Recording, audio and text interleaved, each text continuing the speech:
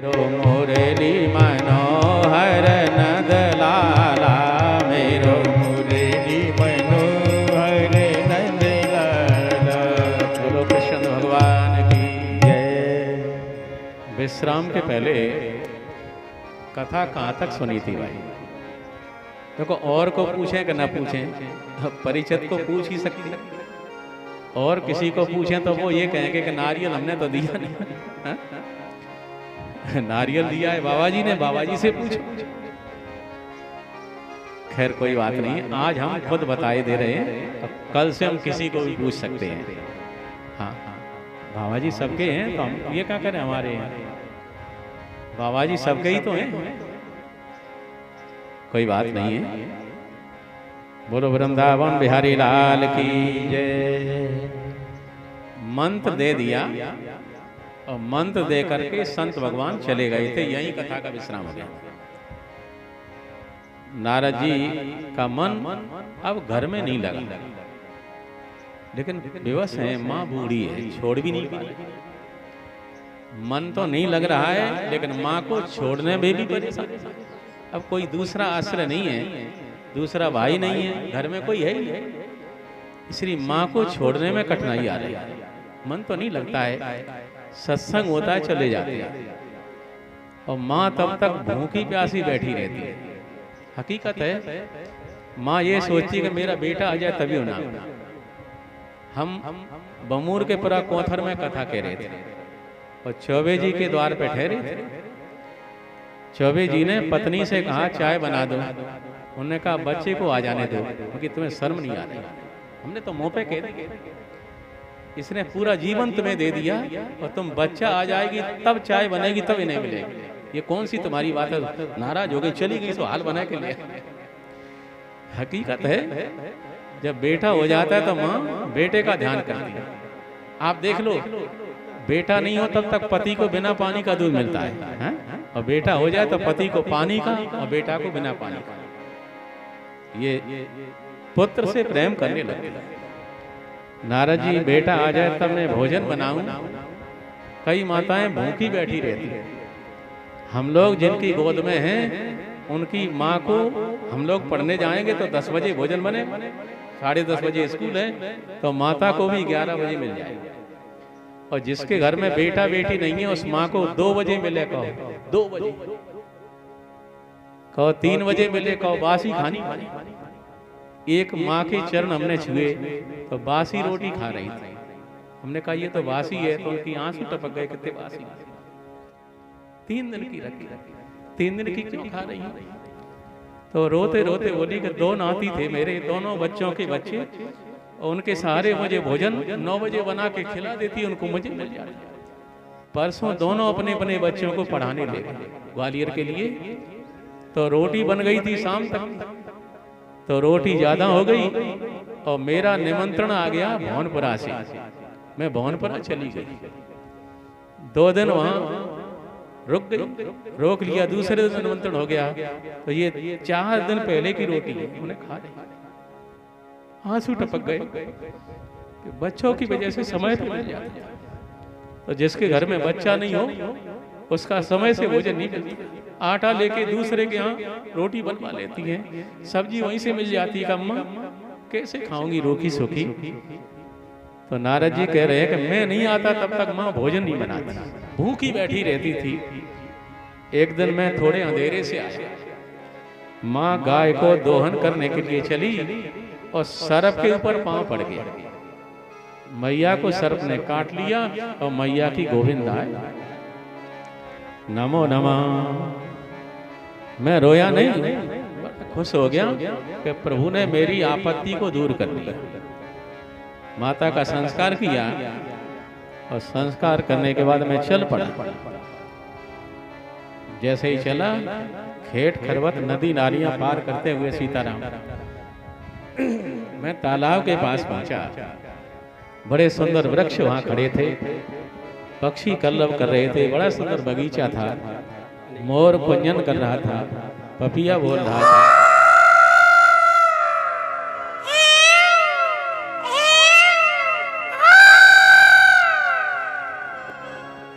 पपिया बोल रहा था। आराम से बोलो भक्त वत्सल भगवान की जय। पपिया बोलने लगा।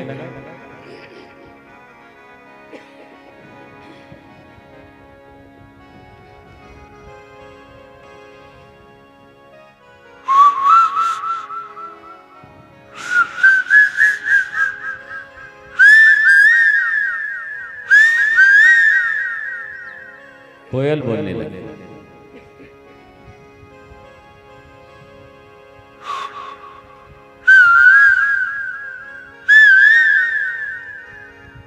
आगे बढ़ा, सरोवर में मेंढक बोल रहा था।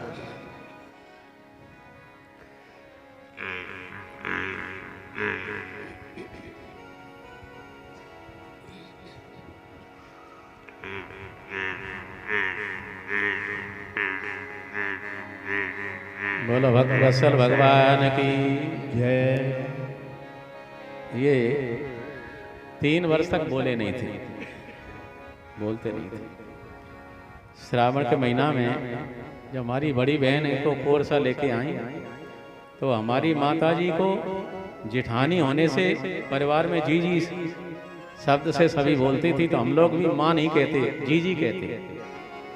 तो बड़ी बहन ने कहा जी जी ये बोलता नहीं है। तो माता जी ने कहा मुंह खुलवाया तो इनकी जेवा आगे ततुआ कहते जुड़ा हुआ था।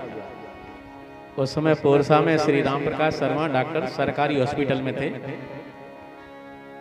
उनके पास ले गई माता जी, उन्हें इनका ततुआ काट दिया। तो ये कई पक्षियों की बोली बोलते हैं, आप सुनते रहेंगे। बोलो भक्त वत्सल भगवान की जय। महाराज श्री वर्ण करते हैं, मैंने स्नान करके पीपल वृक्ष के नीचे बैठ गया। पीपल के नीचे ध्यान जल्दी क्यों हो जाता है? दुनिया में सभी वृक्ष सूर्य देव की उपस्थिति में तो ऑक्सीजन छोड़ते हैं, लेकिन सूर्य देव की उपस्थिति में कार्बन डाइऑक्साइड गैस छोड़ते हैं। पीपल ही एक ऐसा वृक्ष है जो 2400 घंटे ऑक्सीजन छोड़ता है। पीपल के बाद नंबर तुलसी जी का आता है। तुलसी जी के नीचे थोड़ा दीपक घी का रख दो, ऑक्सीजन छोड़ देती है, जिससे अपने घर की बीमारियां दूर हो जाती हैं।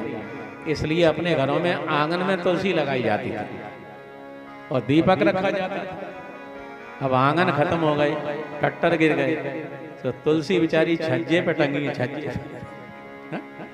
अब पंडितानी तो कूलर में पड़ी है, एसी में, और तुलसी बेचारी गर्मी में झुलस गई, सर्दी में जल गई।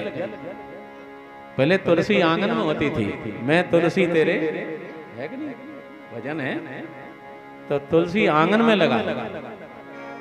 और पुरुष जहाँ भक्त होते हैं वहाँ तुलसी द्वार पे लगाई जाती है। पुरुषों के अंदर भक्ति होगी तो तुलसी दरवाजे पे होगी। श्री विभीषण के दरवाजे पे तुलसी जी न होती तो श्री हनुमान जी रात में कैसे पहचान लेते? रात्रि का भक्त है। और देखा रामायुध अंकित ग्रह शोभाभरणी न जाय, नव तुलसी का वृंद देखि हरस कपिराय। श्री राम देखि हरस कपिराय। ये सज्जन के चिन्ह हैं। सज्जन पुरुष होते हैं, उनके दरवाजे पे तुलसी होती है।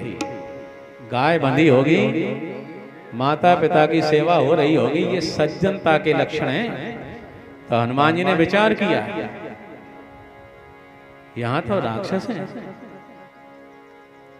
लंका निशिचर निकर निवासा, लंका निशिचर निकर निवासा, यहाँ कहाँ सजन करे वासा।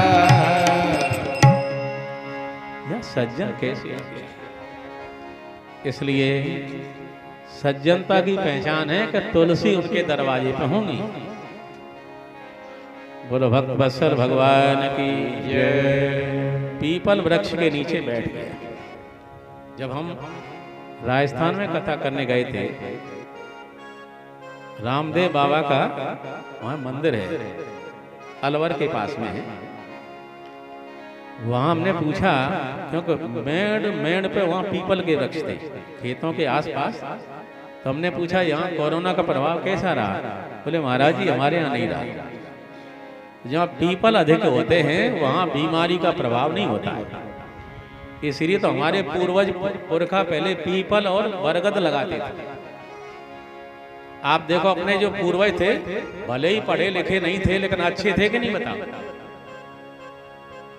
वो संसार का समाज का कल्याण तो चाहते। वृक्ष किसके लगाते थे? पीपल के और बरगद के, पाकरी के। हम हमारे श्री स्वर्गीय रामवरण सिंह तोमर अब पाकरी लगा गए। अब हमें बड़ा भय लगा है, उस पाकरी ने हमारे फर्श को 2 अंगल उठा दिया। अब बड़ा संकट है। इधर बाबा जी धनसला वाले पीपल लगा ले, अब क्या करें? पीपल इनके अमर वृक्ष हैं, न जाने कितने हजार लाखों जन्म वर्ष की उम्र है इनकी। ये अमर वृक्ष हैं, मरते नहीं हैं। पीपल में से फिर पीपल। तो पीपल लगाना हमें दूर लगाना चाहिए। अब उसको काटना भी बड़ा कठिन है। पाकरी को काटें तो कठिनाई है, पीपल को काटें तो कठिनाई है। बड़ा संकट आ रहा है। इधर जो है ये बाबा जी धनसला वाले ने पौधे लगाए। मैंने मना किया कि इधर जो बड़ी मुश्किल से कटान को रोक पाए, अब वो लगा दिया। तो यहाँ विचार करना बड़ा कठिन होता है। इस टीले पे जरा थोड़ी सी जगह थी, हमारे बच्चों ने बड़ा परिश्रम किया, ट्रैक्टरों से मिट्टी डाली गई तो धीरे धीरे इसकी चौड़ाई हुई। पानी कहीं से भी कट जाता, कहीं से भी फूट जाता, खंदक हो जाता। तो अब इसमें पेड़ कहाँ लगाए जाएं? तो हम लोगों को तो जानकारी है, लेकिन बाहर से जो नए आदमी आए उन्हें क्या पता कहाँ लगाएं कहाँ ना लगाएं। तो अब पाखरी से हमें भय हो गया है, इधर पीपल से भय हो गया है, इधर इन पेड़ों से भय हो गया है। बड़ी मुश्किल में कटान रोके गए हैं। और हमारे मरने के बाद कोई सपूत ऐसा हो जाए जो कटानों को रोकता रहे। हम ये चाह रहे हैं और निवेदन भी कर रहे हैं। श्री हमारे बाबा जी हमें जो 20,000 रुपए सौंप गए, फिर 20,000 सौंपे तो 40,000 के आज 50,000 रुपए है। ब्याज लग जाता है हर वर्ष। तो हम ये सोच रहे हैं कि ऐसा कोई सपूत हो जो इसको संभाले, वो ही किसी को भेजें। बोलो भक्त वत्सल भगवान की जय। भेजा तो है, उन्हें भेज तो दिया है, लेकिन वो खैर उनकी इच्छा है, व्यवस्था होगी। बोलो वृंदावन बिहारी लाल की जय। आइए महाराज श्री वर्ण करते हैं। तो पीपल वृक्ष के नीचे ध्यान किया। बात तो अच्छी है, यहाँ भजन करें तो अच्छा भी है, लेकिन बिल्डिंग का भय है, ये उसकी इच्छा है। बोलो वृंदावन बिहारी लाल की जय। पीपल की डाली भी काटने का भय लिखा है शास्त्रों में, पीपल की डाली भी न काटे जाए, बरगद की डाली न काटी जाए। ये हमारी माताएं बरसातें को क्या करती हैं पता है? सीताराम पीछे बची हैं, दोनों बात कर रही हैं। हटाओ, अलग अलग करो, सीधी बैठो। ए बेटी सीधी बैठ, सीधी बैठ। इधर उस बच्ची से कहो अलग बैठे, अलग बैठ। पीछे वाली अलग बैठ। उधर खंबे की आड़ में नहीं, हमें दिखाई दो, वहां बैठो। खंबे की आड़ में नहीं, हटो वहां से। और खिसको, और इधर खिसक, ऐसे ही और खिसक, हमें बिल्कुल दिखाई पड़े। बच्चा जो आड़ में बैठता है बात कर सकता है, इसलिए शांति से सामने बैठो। बोलो वृंदावन बिहारी लाल की। उसी जगह आओ जहाँ चर्चा है। ध्यायत शरणाम भोजम भाव निर्जित चेतसा। मैंने ध्यान किया। पीपल वृक्ष के नीचे ध्यान ही किया जाता है। आप देखो रामचरितमानस में भी गोस्वामी लिख रहे हैं, काग वसुंड जी अपनी दैनिक चर्चा में बताते हैं कि पीपल के नीचे क्या करते हैं वो। तो कहते हैं पीपर तरोतर ध्यान सोधरई, पीपर तरोतर ध्यान सोधरई, पीपर तरोतर ध्यान सोधरई। जाप जग पाकर तर करई, जाप जग पाकर तर करई, पीपर तरोतर। अच्छी बात तो अच्छी है, यहाँ ध्यान करो, यहाँ जप करो। कैसी सुंदर बात है। पाखर के नीचे बैठ के जप यज्ञ करते हैं। तो पीपल वृक्ष के नीचे जब मैंने ध्यान किया, ऑक्सीजन ज्यादा मिली, शांति मिली। आप देखो जिनके बच्चे फौज में हैं, जब वो ऊपर जाते हैं तो वहाँ ऑक्सीजन नहीं है, पहाड़ों में वृक्ष है नहीं, तो ऑक्सीजन नहीं है तो वहाँ दम घुटती है। आप बद्रीनाथ केदारनाथ जाओगे बुढ़ापे में, तो बुढ़ापे में वहां चढ़ाई करोगे तो सांस भूलेगी तुम्हारी। इसलिए जप यज्ञ जो है वो पीपल के नीचे ध्यान करते हैं और पाकरी के नीचे जप यज्ञ करते हैं। ऐसे उन्होंने जब किया तो प्रभु ने दर्शन दिया। वो झांकी, एक क्षण के बाद अंतर्धान हो गई। बोले भक्त वत्सल भगवान की जय। अंतर्धान हो जाती है। मैं व्याकुल हो गया, इधर उधर ढूंढने लगा। आकाशवाणी हुई, गंभीर लक्षणया वाचा सुच प्रसमन्यवः। लाला अभी तुम्हें मेरा दर्शन नहीं मिलेगा। क्यों जी, भगवान ने दर्शन नारद जी को क्यों नहीं दिया? बात यह है, नीचे उत्तर लिखा है, अभिपक्व कषायाणाम दुर्दर्शोहम कुयोगिनाम। बिना पके घड़े में कुम्हार जल नहीं भरता है। जल भरेगा तो क्या होगा, घड़ा भी फूट जाएगा, जल भी फैल जाएगा। लेकिन एक जगह कच्चे घड़े में जल भरा गया और कुआं में से भरा गया। बगल की बात है, जिस समय वो भक्त कुम्हार और गुर्जर ठाकुर दोनों गायें चराते हुए खरगुआ आए। ये खरगुआ गोवा से लगा हुआ है और वो इतने भावुक थे कि मैया का मंदिर था तो रोजाना गाय का दूध दोहकर मैया को पिलाते थे जाके। मैया उनके हाथ से दूध पीती थी और बचे हुए को वो दोनों पीते थे। बहुत दिन बीत गए, बारिश जब हो गई सातव शीतला की तरफ, तो बोले मैया अब कल गऊओं को लेके हम चले जाएंगे, हमारी तरफ वर्षा हो चुकी है। तो मैया बोली मैं भी चलूं। तो वो कुम्हार भगत था, उसे ज्यादा स्नेह था माँ का, तो वो रोने लगा। क्यों रो रहा है? कि मैया घड़ा कच्ची है, हवा नहीं लगा और तुम्हें पानी कैसे पिलाऊं? तो मैया ने ये कह दिया, मैं कच्चे घड़े से पीती रहूं। कच्चा घड़ा फूटेगा नहीं तो कुआं में फांस देना और उसको पानी भर के मुझे पिला देना। कुम्हार कहा ठीक है। सीधे साधे इतने थे कि खरगुआ वाले लोगों से कह दिया कल हम जाएंगे तो मैया साथ में जाएगी। और वहां गुजर ठाकुर तो थे ही, तो लाठी लेके लोहांगी देखे कैसे। मंदिर को चारों तरफ से घेर लिया। दरवाजे के सामने भीड़ ज्यादा हो गई और वो दोनों प्रणाम करके चल दिए। एक क्षण के बाद मंदिर पीछे से फूट गया। वो भैया दौड़ी चली गई और कुम्हार के कंधे पे बैठ गए। वो सातव शीतला पहुंची, जो ग्वालियर के पास शीतला माँ का मंदिर है, वो यहाँ खरगुआ से गई। कुम्हार कच्चे घड़े में जल भर के कुआं से लाता था, माँ पीती। एक दिन मैया बोली कुमारी से कि मैं जा रही हूँ, नवरात्रि में मुझे भक्त बुला रहा है, मैं 9 दिन बाद आऊंगी और मेरे भगत को कुछ हो जाए तो तुम जलाना मत, मैं उसको जिंदा कर। माँ चली गई और कुम्हार का शरीर छूट गया। कुम्हारी रोने लगी, बोले मेरे पति को जलाओ मत, मैया जिंदा करेगी, मैया जिंदा करेगी। अरे ये तो पगली है, गांव में सब तरह के लोग होते हैं, पगली है, मरा हुआ व्यक्ति जिंदा होता है। रोती रही और कुम्हार को जला। जब नवरात्रि में 9 दिन बाद माता आई, कुम्हारी से कहा मेरा भगत कहाँ है? कि मैया वो तो जला दी। रोने लगी, बोले मेरे भगत की मूर्ति बनी और मेरे सामने उसकी स्थापना। आज वह कुम्हार ठीक शीतला माँ के सामने, बड़ा सुंदर, फोटो में इतना अच्छा लगता है और वो जिंदा होगा तो कितना अच्छा होगा। देखो जाति से मतलब नहीं है, हृदय भक्ति भाव का तो सबका होता है। ब्राह्मण में ही भक्ति हो आवश्यक नहीं है, क्षत्रिय में ही भक्ति हो आवश्यक नहीं है, किसी के अंदर भी हो सकती है। इसलिए कच्चे घड़े में जल पिलाने की कथा जब सातव शीतला हम 4 बार कथा करने से भागवत जी की कृपा से कई जगह जहाँ हम नहीं जा सकते वहां पहुंचे। ये सब प्रभु कृपा है, भागवत जी की कृपा। कच्चे घड़े में जल भरने की बात आई तो नारद जी को दर्शन नहीं दिया, कह दिया हृदय जब परिपक्व हो जाएगा तब दर्शन दूंगा, साधना करना। नारद जी ने साधना की, भगवान ने दर्शन दिया और वीणा दी। 7 स्वर हैं उसमें, स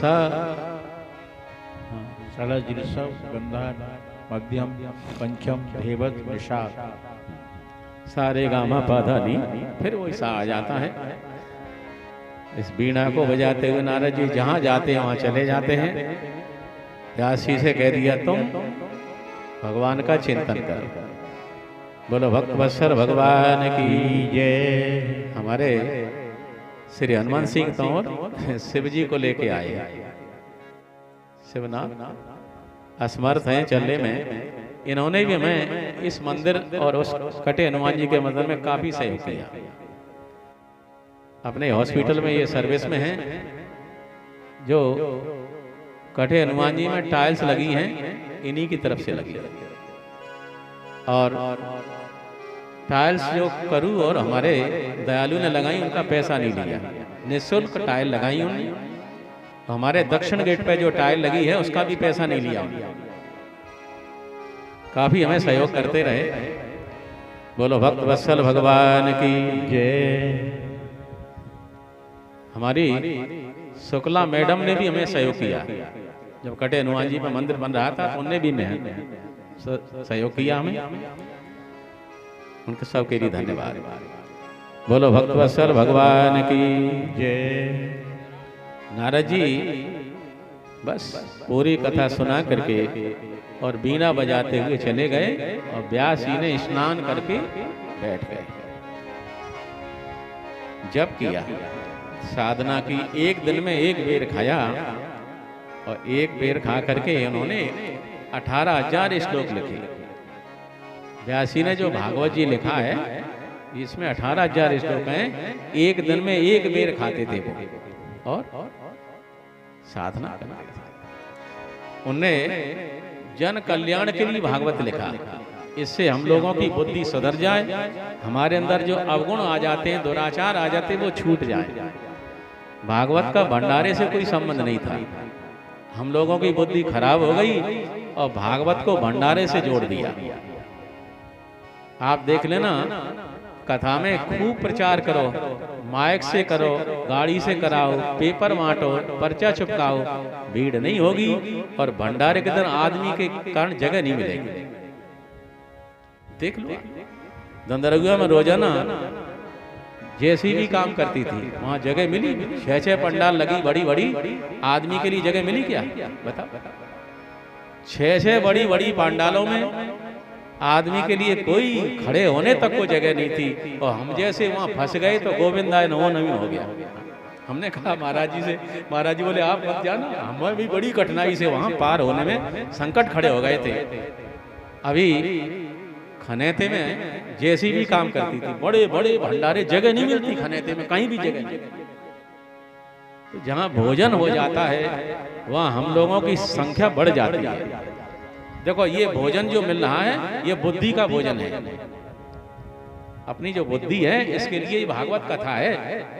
बच्चा जो विद्यालय में पढ़ाया जाता है बुद्धि उसकी अच्छी बने, उसका भोजन दिया जाता है। लेकिन हमारे यहाँ मध्याह्न भोजन दे दिया है। विदेशियों की स्कीम है ये। मध्याह्न भोजन आने से हमारी शिक्षा का विकास रुका। शिक्षक पढ़ाने में नहीं, उस लिखापढ़ी में लगा रहता है। मध्याह्न भोजन से शिक्षा का विनाश हुआ। ऐसे ही भागवत में रोजाना भंडारे शुरू हो गए। आप देखो कई जगह रोजाना भंडारा होता है सब श्रोताओं को। तो ऐसे धीरे धीरे भागवत की कथा का भी विनाश होगा। कथा कहने वाले कह रहे हैं, न कहने वाले कह रहे हैं। बच्चियों के लिए भागवत निषेध लिखा है वेदों में और बच्चियां कथा कह रही हैं। विकास के लिए नहीं, विनाश के लिए। शिक्षा का जैसे भोजन से विनाश हुआ वैसे ही रोजाना भंडारे देने से ये भागवत का जो वास्तव में तत्व है उसका विनाश हुआ। आप देखो कोलुआ में बड़े बड़े भंडारे होते रहे श्री प्रताप सिंह तोमर जी ने, तो आप कथा सुन पाए क्या बताओ? गाड़ियां चारों तरफ से लगी थी और कथा नहीं सुन पाते, भंडारे की पड़ती। अच्छा, यहाँ बुलाने से नहीं आते, भंडारे बिना कहीं बैठते हैं। आप देख लो, बिना कहीं पगत लग जाती है। तो हम लोगों की बुद्धि जो है खराब होती जाती, धीरे धीरे धीरे धीरे खराब हो रही है। बोलो भक्त वत्सल भगवान की जय। और एक बात और बता दें, हम जैसे लोग मर जाएंगे तो कोई इस तरह कहने वाला भी नहीं होगा। हम लोग जब मर जाएंगे तो ऐसे कहने वाला कोई होगा नहीं, सब डर के मारे कथा। हाँ, हम ठाकुर स्वाति कहने लगेंगे तो महाराज श्री कह रहे हैं उन्होंने एक दिन में एक बेर खाया और 18,000 श्लोक लिखे कि इसे सुन करके लोग अपना मार्ग तय करें। भक्ति मार्ग से, ज्ञान मार्ग से, वैराग्य मार्ग से, किस मार्ग से प्रभु की प्राप्ति करें? सेवा से करें। सेवा करने से भी प्रभु प्राप्ति होगी। किस मार्ग से चुनेंगे? ये उन्होंने कई मार्ग इसमें लिखे। जब महा पुराण ये भागवत पूर्ण हो गया तो श्री व्यासी ने सोचा इसे सुनाऊं किसे, क्योंकि ये परमहंस संहिता है, इस संहिता को परमहंस को सुनाओ। उन्होंने ध्यान किया प्रभु का, तो सुखदेव जी की झांकी चित्त में आती। व्यासी ने सोचा जो पैदा होते ही जंगल की तरफ चला गया था वो क्यों लौट के आएगा। फिर ध्यान किया तो पुनः सुखदेव जी की झांकी हुई। तो व्यासी ने फिर निश्चय किया कि परमात्मा सुखदेव जी को ही कथा सुनाना चाह रहे हैं। फिर ध्यान किया तो सुखदेव जी की झांकी तीसरी बार जब आई तो 2 शिष्यों को बुलाया। उन शिष्यों को एक को तृतीय स्कंद का श्लोक और एक को 10वें स्कंद का श्लोक कंठस्थ कराया और उत्तर में कुरजांगल धरती, जहाँ सुखदेव जी वट वृक्ष के नीचे पूजा के बाद समाधि की तैयारी करते हैं, उसी समय वो दोनों शिष्य श्लोक सुनाते हैं। पहला शिष्य श्लोक सुनाने लगा। वो श्लोक 10वें स्कंद का है। वराहपीडं नटवर बपुः कर्णयो कर्णिकारं। जितना है राके सुना सको सुनो। वराहपीडं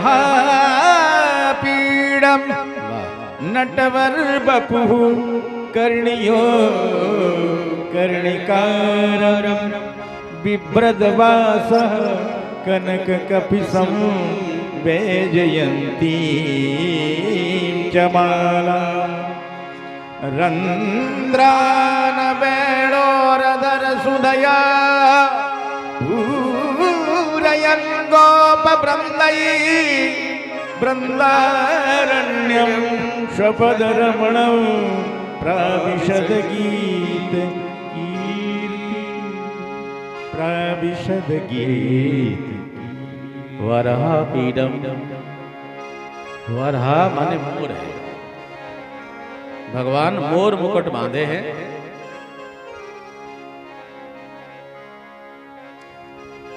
नट वर बपुः, उनका शरीर नट जैसा है। नटस्य बरस्य बपु, नट का शरीर कसा हुआ होता है, कमाया हुआ, कई जगह से टूट जाता है। जरा से गोला में से निकल जाता है कि नहीं? और रस्सी पे चलता है, क्योंकि शरीर उसका सदा हुआ है। भगवान श्री कृष्ण का शरीर कैसा? नटवर बपु, नटस्य बरस्य बपु। भगवान श्री कृष्ण नटवर हैं और भगवान शंकर जी नटराज हैं। नटराज नट जैसे नृत्य करता है, भगवान शंकर जी जैसा नृत्य कोई नहीं कर सकता। इसलिए भगवान का शरीर बड़ा सुंदर है। हमारे देखो श्री दारा सिंह स्वर्गीय, उन्होंने हनुमान जी का पाठ किया है, तो ऐसा लगता है जब टीवी में उनका प्रसारण आता तो ये लगता कि साक्षात हनुमान जी ही चले आ रहे हैं। शरीर चढ़ा हुआ, मछलियां पड़ रही इस अवस्था में भी, पूरे कंधा पे मछली अलग, सीधे पूरे शरीर पे मछली। और आजकल बंटी गोरे फक, हमारी माताओं ने नारियल का तेल लगा के बंटी गोरे फक कर, और सगाई वाले आए सो उनको जीन्स का पैंट उतरवायो और लूजर उतरवा सो बाएं तो मोमबत्ती से लटक रही, पाए सरेक से कुछ क्या मतलब भाई? माताओं से निवेदन है कि बालक तंदुरुस्त होना चाहिए, ऐसा उसको खिलाओ कि बालक तंदुरुस्त हो जाए, क्योंकि स्वस्थ शरीर में स्वस्थ मस्तिष्क निवास करता है। ये हमारे दार्शनिकों का मत है, प्लेटो और अरस्तु जो दार्शनिक हुए हैं उन्होंने खोज की है कि शरीर स्वस्थ होगा तो मन भी स्वस्थ होगा। अब बंटी कमजोर है, बैठ सकता ना, पढ़ के पढ़ेंगे। आज के बच्चे लेट के पढ़ते हैं और लेट के पढ़ने से ये विभाग नीचे चला जाता है। कीमती जो विभाग है ये, हम लोग बैठ के पढ़ते तो ये विभाग काम करता रहता है। हाँ, हमारे श्री बाबा जी पढ़ने गए थे काशी जी, तो वहाँ बड़े बड़े हॉल में कुंदे में रस्सी लटकी रहती है, जो विद्यार्थी याद नहीं कर पाता उसको बिठाया और चोटी ऊपर बड़ी चोटी रहती बांध दिया, और न इधर हो सके न उधर। विचार करो, वो चार वेदों के ज्ञाता, आज भी ऐसे विद्वान हैं जो 4 वेदों कंठस्थ हैं, बोलते हैं धड़ा चले जाते, तो ऐसे याद हो जाता था, स्मृति पटल अच्छा हो जाता। तो आज जैसे ही भगवान कैसे हैं, उनका स्मृति पटल बहुत अच्छा है, इतनी याद है कि विश्व की मेमोरी उनके दिमाग में है। नटवर बपु कर्णयो कर्णकारम, कामनों में प्रभु जंगली वृक्षों के फूलों की कुंडल जैसी शोभा देने वाले आभूषण पहने हैं, बैजंती माला गले में है, और भगवान बंसी बजा रहे हैं, बंसी उनके अधरामृत को पान कर रही है। ऐसे प्रभु को प्रणाम करते हैं। श्री सुखदेव जी ने सोचा, ऐसे प्रभु सुंदर हैं तो हम तो जंगली लोग हैं, हम पे कैसे प्रसन्न होंगे, हम तो जंगल में रहने वाले हैं, हमसे प्रभु कैसे प्रसन्न होंगे।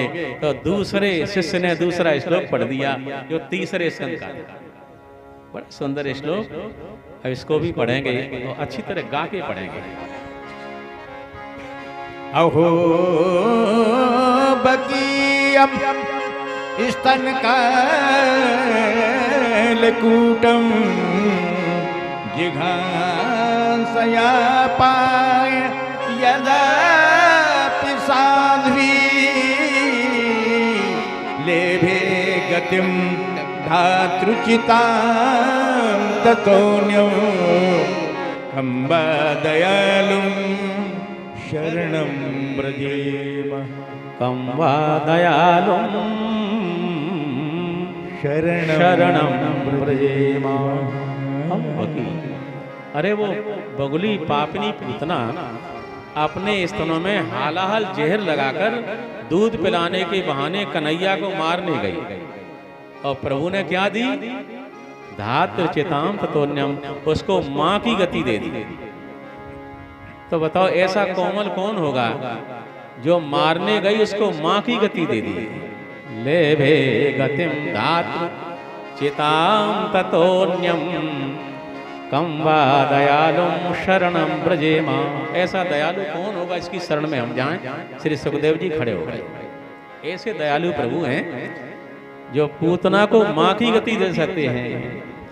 जननी की गते दीनी पूतना को पेल, जननी की गति दीनी पूतना को पेल, पिस देन वाई दीनी मुक्ति ठेल ठेल, पिस देन वाई दीनी मुक्ति ठेल ठेल, खुल गए स्वर्ग के किवार, प्रेम नदिया की सदा उल्टी बहधार, या को कौन पावे पार, प्रेम नदिया की सदा उल्टी बहधार। उसी समय खड़े हो गए कि जो पूतना को माँ की गति दे सकते तो मुझे जरूर ही अपनाएंगे। सुखदेव जी बोले भैया ये तो बड़े मधुर श्लोक है, कहाँ से मिले तुझे? बोले ऐसे ही हमारे गुरुजी के पास मधुर मधुर 18,000 श्लोक हैं। अच्छा, बोले हाँ क्यों जी, भागवत जी में कोई मिठास तो है। आप देखो सुखदेव जी जन्म लेते ही चले गए थे जंगल में, लेकिन भागवत जी के श्लोकों को सुन के वापस आ गए। आप देखो जिले की कुर्सी की शोभा बढ़ाने वाले कलेक्टर, कमिश्नर, बड़े बड़े अफसर जब उन्हें बैराग होता है तो सब छोड़ के चले जाते हैं। करोड़ों की कोठी छोड़ देते हैं, संपत्ति छोड़ देते हैं, पत्नी छोड़ देते हैं और बेटा बहू बेटियों को छोड़ देते हैं, लेकिन भगवान की कथा सुनने आ जाते हैं। बड़े बड़े त्यागी ये हमारे संत देखना, खोड़ पे से आएंगे आज। हमारे रहने वाले बाबा भी खोड़ पे चले गए, यहाँ जो रह रहे थे 2 दिन से वो भी भंडारे में चले गए हैं। तो संत सब कुछ त्याग देते हैं, पत्नी को त्यागा, पुत्रों को त्यागा, धन को त्यागा, जमीन त्यागी, लेकिन भागवत की कथा में आ जाते हैं, धूल में बैठ के सुनते हैं। आज से 30 साल पहले बघौरा में कथा हो रही थी, मेहगाम के पास बघौरा है। एक संत 2 घूरों के बीच में एक नीम का पेड़ था, उसके नीचे कथा सुनते थे। 3 दिन वहीं बैठ के कथा सुनते रहे। चौथे दिन लोगों को पता लग गया कि ये पहले जन्म में, पहले इस जीवन से माने पहले जन्म उसी को सर्विस, ये मजिस्ट्रेट थे, पता लग गया। तब दूसरे जन्म में तो संत हो गए। जन्म बदल जाता है, संतों का जन्म जिस दिन दीक्षा लेते उसी दिन हो जाता है। लोगों को पता लगा, बड़े स्वागत से उन्हें लेकर आए, उनके लिए तख्त डाल दिया और तख्त पे कपड़ा आसन बैठ गए। 1 घंटा कथा सुनते रहे, विश्राम हो गया, खड़े होके आए और गद्दी को प्रणाम किया। आंखों में आंसू टपक गए। हमने पूछा, महाराज जी क्या ऐसी तरह, क्या बात हो गई महाराज जी? लाला कथा बड़ी सुंदर लग रही थी। मैंने 3 दिन तक उस नीम के पेड़ के नीचे घूरों के बीच में बैठ के आनंद लिया, लेकिन ये शरीर मजिस्ट्रेट रहा था। इन लोगों को पता लग गया, अब इन्होंने सम्मान किया है और सम्मान मुझे अच्छा नहीं लगा, इसलिए अब मैं जा रहा हूँ, ऐसी जगह बैठ के कथा सुनूंगा जहां से ये लोग मुझे देख नहीं पाए। कथा सुनूंगा, ये लोग मुझे नहीं देख पाए, मैं कथा सुनता रहूं, क्यों कथा में सम्मान बाधक हो जाता है। आप देखो, जहां कथा होती है श्री हनुमान जी कुष्ठी बन के आते हैं, कुष्ठी बन के, कोड़ी बन के। इस समय प्रेत से श्री तुलसीदास ने कहा, हनुमान जी का दर्शन कैसे होगा? कराओ। प्रेत बोला, मैं करा नहीं सकता हूं, बता सकता, बताओ। तो कहा, यहाँ श्री राम कथा हो रही है, बहन जी पाँव नहीं फैला, में तलवा में दिख रहा है। बोलो भक्त वत्सल भगवान की जय। हनुमान जी कोड़ी बन के सबसे पहले आते हैं, सबसे पहले, और धूल में बैठेंगे अलग, और सब चले जाएंगे तो हनुमान जी बैठे रह जाएंगे, अकेले धूल में बैठे होंगे। बस उनके तुम चरण पकड़ लेना, वो तुम्हें राम जी के दर्शन करा। गोस्वामी जी कथा में गए, उनने चारों तरफ देखा, कोई नहीं था। एक कोने में धूल में एक महात्मा बैठे थे, इनके शरीर से अंग उनमें लहू लपक रहा था, कुष्ठ। गोस्वामी बैठ गए, कथा प्रारंभ हुई और कथा समापन हो गई, और सब श्रोता प्रसाद ले लेके चले गए। गोस्वामी ने देखा, प्रेतराज ने बताया तो यही है हनुमान। नजदीक गए, मना किया, बच्चा मुझे छूना मत, मुझे कुष्ठ है, छूना मत, छूना मत, मना करते रहे। जाओ तुम जाओ, मुझे मत छुओ। लेकिन गोस्वामी चरणों में गिर रोने लगे। क्या बात है, मुझे राम जी के दर्शन करा दो। हनुमान जी महाराज ने कह दिया, चित्रकूट पे ही राम जी के दर्शन तुम्हें हो जाए। तो हनुमान जी कथा में आते हैं और न जाने किस वेश में आवेंगे, ये मान रहित होके धूल में बैठे हुए कथा सुनते रहते हैं। आज श्री व्यास जी के लिखे श्लोकों को सुनने के लिए सुखदेव जी जो पैदा होती सब छोड़ के चले गए थे, वो वापस आ गए। सरस्वती जी में स्नान करके बैठ जाते हैं और श्री व्यास जी कथा सुनाने लगे और श्री सुखदेव जी कथा सुनने लगे। कथा प्रारंभ हो जाती है। महाभारत लिखा था, वहीं से अंश उनका पड़ा हुआ था, वहीं से कथा प्रारंभ हो जाती है। यदा मृधे कौरव सृंजयानाम वीरे सतो वीर गतिम गतेषु।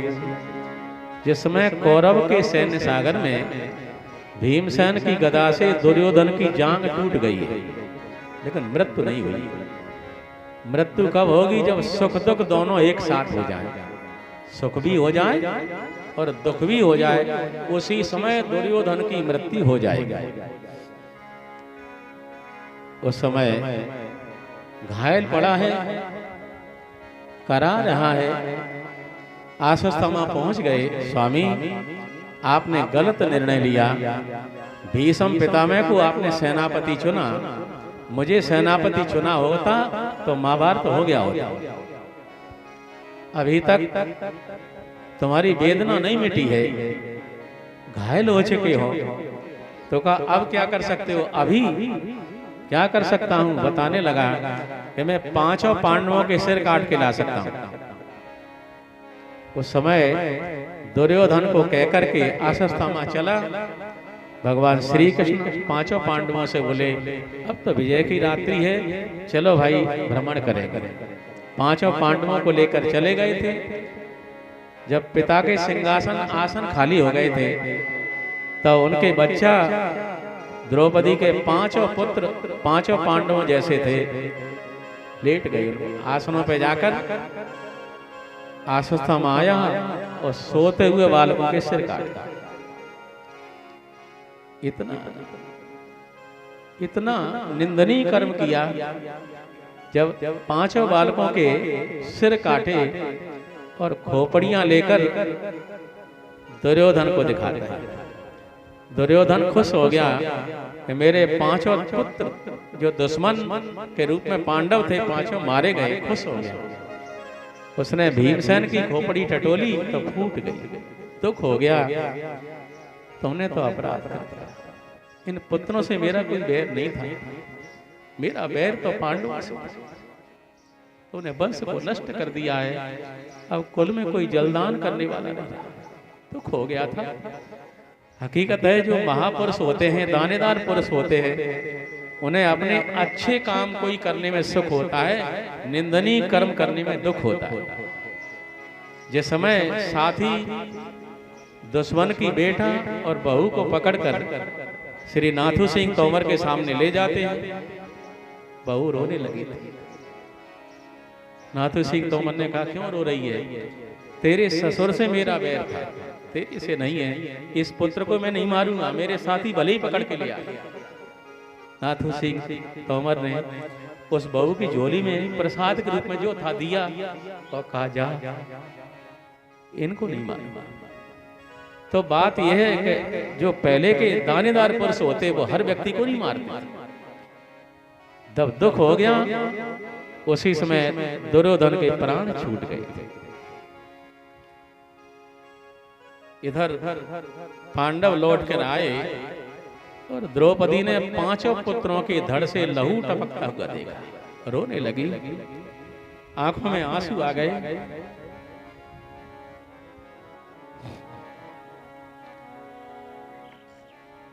माता शिशूना निधनम सुताना निशम्य घोरम परितप्यमाना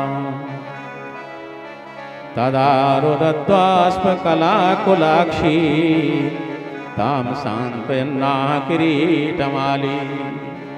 उस समय सांत्वना अर्जुन देते हैं, किरीटमाली अर्जुन है। द्रौपदी रो रही है, स्वामी मैं तो लुट गई, मेरे 5 पुत्र के सिर कट गए हैं, लहू बह रहा है। अर्जुन ने कह दिया चिंता मत कर, जिस आताताई ने तेरे पुत्रों के सिर काटे हैं मैं उसका सिर काट के लाता हूं, तो उसकी खोपड़ी पे बैठ के स्नान कर ले रहा हूं। क्यों जी, आश्वत्थामा को अर्जुन मार सकते क्या? नहीं मार सकते। क्यों? आश्वत्थामा अमर है, चिरंजीवों में पहला नंबर है उसका। 7 जो चिरंजीव थे आश्वत्थामा से श्लोक प्रारंभ होता है, सुनाइए। आश्वत्थामा बलिर्व्यासो हनुमान स विभीषण कृपाचार्य विभीषण हनुमान परशुरामस्य सप्ते चिरंजीविनः। ये 7 चिरंजीव हैं। अब 8वें मार्कंडे महाराज हो गए, ऐसे 8 चिरंजीव हो गए हैं। पहले 7 ही थे अपने शास्त्रों के अनुसार। तो अश्वत्थामा अमर है, उसे अर्जुन नहीं मार सकते, फिर ऐसी प्रतिज्ञा क्यों करी? देखो भाई, जोश में होश नहीं रहा। व्यक्ति को जोश आता है तो होश नहीं रहता है, फिर न जाने क्या क्या कह देता है। माँ से कुछ भी कह सकता है, पिता से कुछ भी कह सकता है, और गुरुजी से कुछ भी कह सकता है। हाँ? अभी आप पंडित जी कह रहे हो, गुस्सा आवेगी तो लंगड़ा कहोगे, लंगड़ा तो हम देखते हैं, तो कहते भी कई लोग। जिसे गुस्सा आता होगा हमारे ऊपर, वो कहता होगा, आपने भी सुना होगा किसी किसी के मुंह के द्वारा, तो वो कुछ भी कह सकता है। क्रोध आता है तो क्रोध में बातें अटपटी निकलती हैं, बुद्धि का हरण कर लेता है। क्रोध हरे सुख शांति को अंतर प्रगटे आग, और नैन बैन मुख बिगड़े पड़े सील पर्दा। क्रोध में अश्वत्थामा को मारने की प्रतिज्ञा अर्जुन ने कर दी। भगवान श्री कृष्ण से बोले रथ तैयार कर। भगवान रथ लेकर जैसे ही चले, अश्वत्थामा ने दूर से पहचान लिया कि अर्जुन का रथ आ गया। क्यों जी? दूर से कैसे पहचाना? इस श्लोक में बड़ी सुंदर बात लिखी है। तमा पतंतम सविलक्ष्य दूरात कुमार हो दुग्रमना रथेना। दूर से पहचान लिया, रथ आ गया। क्यों पहचाना, कैसे? अरे भाई, अर्जुन की रथ की ध्वजा पे श्री हनुमान जी बैठे थे। जिस समय द्रौपदी को नंदन वन का पुष्प मिला, भीमसेन से कहा स्वामी इसकी जोड़ी लेके आइए, और भीमसेन चल पड़े। जहाँ रास्ता आगम थी वहां श्री हनुमान जी रास्ता में लेटे हैं। बुढ़ापा है, बूढ़ा शरीर है। उस समय भीमसेन बोले, हे बंदर, इस पूंछ को हटा लेने को चल जाएगी। हनुमान जी ने धीरे से देख के कहा, भैया बुढ़ापा आ गया है, अब मेरे से पूंछ उठाई नहीं जा रही है, तो आप ही उठा लो, रास्ता हो जाएगा। भीमसेन ने पूरी ताकत लगाई और पूंछ हिली नहीं, टस से मस नहीं हुई। भीमसेन समझ गए कोई महान विभूति है। चरणों में गिर के प्रणाम किया, परिचय पूछा, आप कौन हैं? श्री हनुमान जी ने टेढ़ी निगाह के कहा, भीमसेन मैं तुम्हारा बड़ा भाई पवन पुत्र हनुमान हूं। चरणों में गिर पड़े, बड़े हृदय से हनुमान जी ने लगा लिया। कहा, भीमसेन तुम्हें कौरव परेशान कर रहे हैं, मैं चाहूं तो एक ही गुस्सा में किनारे लगा दूं, गुस्सा क्रोध में आकर। तो कहा, भैया आप रावण का वध कर सकते थे। बोले कर सकता था, कुंभकर्ण का वध कर सकता था, मेघनाद का वध कर सकता था, क्यों नहीं किया? तो कहा, मैं वानर था और ब्रह्मा जी ने नर के द्वारा रावण का वध लिखा था, मेरे राम जी को श्रेय नहीं मिलता। रावण के वध का श्रेय श्री राम जी को ही दिलाना था, इसलिए हम सब कुछ सहन करते रहे। बांध लिया गया था, लातें मारी गई थी, गाली दी थी, मैंने सहन किया। हनुमान जी कहते हैं ऐसे ही महाभारत का श्रेय श्री कृष्ण भगवान अर्जुन भैया को देना चाहते हैं, इसलिए हम कुछ नहीं कर पा रहे। उसमें ऐसे ऐसे वीर थे, अब मनु एक दिन और रुकता तो अकेला महाभारत कर देता, अकेला। और जिस समय बब्रू वाहन आया था, मुझे महाभारत में प्रवेश करने की आज्ञा दी जाए, गोविंद क्या करोगे बताओ कमाल। तो उसने बाण छोड़ दिया, बोले इस पे जिस पे छींटे पड़ जाएंगे वो सब एक ही बाण से मारे जाएंगे। केवल 5 पांडव श्री कृष्ण बचे, सब पे छींटे आ गए। भगवान श्री कृष्ण ने सोचा कि ये तो महाभारत का श्रेय ले जाए, तो उसका सिर मांग लिया था, दान कर दिया। सिर जब दे दिया तो कहा, गोविंद आपने महाभारत नहीं देखने दिया। तो कहा, जाओ हम कलयुग में तुम्हारी पूजा कराएंगे। वही खाटू श्याम नाम से विख्यात हैं, जो सिर है केवल खाटू श्याम, वही बब्रुवाहन है। जब हंसता था तो कौरव दल में राई काई फट जाती थी हंसने से, ऐसा वीर था। 6 कुर के वृक्ष के ऊपर उसका सिर रखा गया था। ऐसे ऐसे वीर थे महाभारत में, अकेले अकेले ही महाभारत को कर सकते थे, अकेले अकेले। और अर्जुन तो पलक धरत अर्जुन बधे गहे न दूजो बात। ऊपर वाला पलक नीचे वाले पलक से मिल नहीं पाएगा, इतने में तो महाभारत हो जाएगा। बोलो भक्त वत्सल भगवान की जय। महाराज श्री वर्ण करते हैं, जैसे ही पहचान लिया हनुमान जी महाराज ने कह दिया था कि महाभारत को देखने आएंगे और अर्जुन के रथ पे बैठेंगे ध्वजा पे बैठेंगे और जो काम कोई नहीं कर सकता उसको करेंगे। हनुमान जी महाराज नहीं बैठे होते तो चंचल बाण क्या छोड़ता अर्जुन को, चला गया रथ नीचे को, ध्वजा पल्ले पड़ी थी सर्प की। इसलिए हनुमान जी महाराज के लिए क्या लिखा है, वो लिख रहे हैं, दुर्गम काज जगत के जेते, दुर्गम काज जगत के जेते, सुगम अनुग्रह तुम्हारे देते। बोलो भक्त वत्सल भगवान की जय। तो दुर्गम काज श्री हनुमान जी के द्वारा किए गए। ऐसे बोलो वृंदावन बिहारी लाल की पहचान लिया और ब्रह्मास्त्र छोड़ दिया। जो ब्रह्मास्त्र अर्जुन की तरफ आया, अर्जुन घबरा गए। कृष्ण कृष्ण महाभाग भक्तानां भयंकर, तमेको दह्यमानानां बपर घोष संसृते। हे श्री कृष्ण बचाओ, हे श्री कृष्ण बचाओ। भगवान बोले अभी तो तुम शत्रु का सिर काटने आए, अब अपना भी सिर नहीं बचा पा रहे हो। चला जा रहा हूं। भक्त पे जब जब संकट आता है तो भगवान की याद करता है। गीधराज जटायु के पंख कटे थे तो भगवान की याद की। श्री हनुमान जी के बाण लगा, प्रभु की याद की। जिस समय 10 दिन युद्ध होते होते व्यतीत हो गए थे, कौरव दल में मीटिंग हुई। कुछ लोगों ने कहा भीष्म पितामह तो केवल शरीर से हमारे पक्ष में खड़े हैं, युद्ध नहीं कर रहे, इनको सेनापति से बदल दिया जाए। प्रस्ताव बनाया कि कल के लिए सेनापति कर्ण को बनाया जाए। प्रस्ताव पत्र लिखा गया, भीष्म पितामह के सामने रखा गया। बाबा दस्तखत कर दो, कल को आप विश्राम करेंगे, सेनापति कर्ण बनेगा। मेरे रहते रहते वो दासपुत्र कर्ण कैसे महारथी बन सकता है। मैं कल महाभारत का श्रेय करके तुम्हें दिखा दूंगा और पांडव वध कर दूंगा। उन्हें बाण खींच लिया। भीष्म पितामह की प्रतिज्ञा भीषण है, उसे कोई टाल नहीं सकता।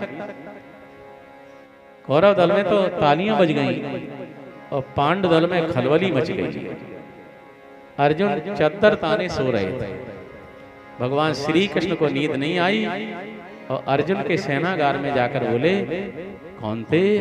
अर्जुन खड़ा हो गया, नींद आ गई। प्रभु दिन में युद्ध किया है, अब रात में सो नहीं तो क्या करूं। तुम्हें भीष्म पितामह की प्रतिज्ञा का पता नहीं है? हाँ गोविंद मुझे पता है। अच्छा, भीष्म पितामह की प्रतिज्ञा का पता होने के बाद नींद आ गई, कैसे आ गई? अर्जुन ने हाथ जोड़कर क्या सुंदर बात कही, गोविंद जिसकी रक्षा में आप जाग रहे हो, भला वो सोए नहीं तो क्या करे। अच्छा मेरे भरोसे सो गए? बोले हाँ तो सो जाओ। भगवान श्री कृष्ण ने अर्जुन को तो सुला दिया, लेकिन 3 बजे और द्रौपदी की कुंडी खटखटाई। 3 बज रहे थे। द्रौपदी को जा पुकारा श्याम ने, चुपके से आवाज दी शोभा धाम ने। जगो बहन द्रौपदी सुबह हो गया, तेरे बिन जीतना भी मुश्किल हो गया। जागो द्रौपदी जागो, गोविंद अभी 3 बज रहे, समय नहीं हुआ है। तो कहा आज का समय हो गया, आज कोई विशेष बात है? हाँ पांचाली, भीष्म पितामह ने प्रतिज्ञा कर दी है और उनकी प्रतिज्ञा कभी असफल नहीं होती है, असत्य नहीं होती है। पांडव वध में अर्जुन का नाम है और अर्जुन का वध भी हो गया। सीताराम सीताराम सीताराम सीताराम। बातचीत मत करिए, तुम विधवा हो जाओगी और विधवा किसी महापुरुष का दर्शन नहीं कर सकती। आज ही चलो, स्नान करो, भेंट सामग्री ले लो। द्रौपदी स्नान करके भेंट सामग्री लेके श्री कृष्ण भगवान के साथ चली। बोले गोविंद कहाँ चलना है? सबसे उग्र तपस्वी महापुरुष श्री भीष्म पितामह है। इसमें संध्या कर रहे होंगे और वो संध्या से उपरत होंगे तो जल छोड़ के और आसन के नीचे का जल आंखों से लगाएंगे, सक्राय नमा कहेंगे, तुम समझ लेना संध्या पूर्ण हो गई है। संध्या करते समय, भोजन करते समय और घोड़े पे बैठते समय, सोते वक्त किसी के पांव छुए नहीं जाते। इसलिए चलो हमारे साथ। अब द्रौपदी आगे आगे, भगवान श्री कृष्ण पीछे पीछे। अब द्रौपदी की चप्पल आवाज कर रही, छत्राणी चलती है तो खट पट खट पट। देखो छतरी चलता है तो घोड़े की टाप जैसी आवाज आती है। अब नाम शेर सिंह है और जूता के तरह घिसे गए। घिसे क्या मतलब? काय के शेर सिंह आओ? छतरी की आवाज खट पट ऐसे होना चाहिए, दमदारी से। अब घिसे मरे मरे क्या मतलब है? न जिसको सीख कर भूले कहानी उसको कहते हैं, और मिटाने से नहीं मिटती निशानी उसको कहते हैं। गरज शेरों की सुन करके चले जो तान कर सीना, और हिला दे जो हिमालय को जवानी उसको कहते हैं। अब जवानी में ही नहीं तुम चल पाए, घिसर बंटी चले ससगरे तक, क्या मतलब हुआ? कुछ। इसलिए जब द्रौपदी चल रही है तो खट खट चप्पल की आवाज आ रही है। प्रातः की सुंदर बेला में बाबा की लगी समाधि थी। बाबा की लगी समाधि थी। चित हर चरणों में लीन हुआ, उस दम ना कोई उपाधि थी। चित हर चरणों में लीन हुआ, उस दम ना कोई उपाधि थी। भगवान ने कहा चलो भीष्म पितामह के पास पहले चलेंगे। द्रौपदी को ले चले मनमोहन वहां, भीष्म बाबा का डेरा था जहां। प्रातः काल है, ब्रह्म बेला में, ब्रह्म चिंतन में है, और द्रौपदी की चप्पल आवाज करती है। भगवान बोले द्रौपदी, बोले हाँ, कोई टोक न देने, अब सगन हो जाएगा। अच्छे काम को चलो कोई टोकेगा तो ये चप्पल उतारो तुम्हारी। गोविंद, मेरे दोनों हाथ भेंट सामग्री से घिरे हुए हैं, अब मैं चप्पल कैसे उतारूं, कैसे पकड़ूं हाथों में? तो कहा तुम उतारो तो। बोले कोई देख लेगा तो पहचान लेगा, पांचाली की चप्पल यहाँ कैसे आई? कि मिलेंगी तभी तो देख पाएगा, पहचान पाएगा। द्रौपदी ने जैसे ही चप्पलें उतारी और भगवान श्री कृष्ण ने अपने पीताम्बर में लपेट के कांख में लगा। द्रौपदी की आंखों से आंसू, गोविंद कुछ कर,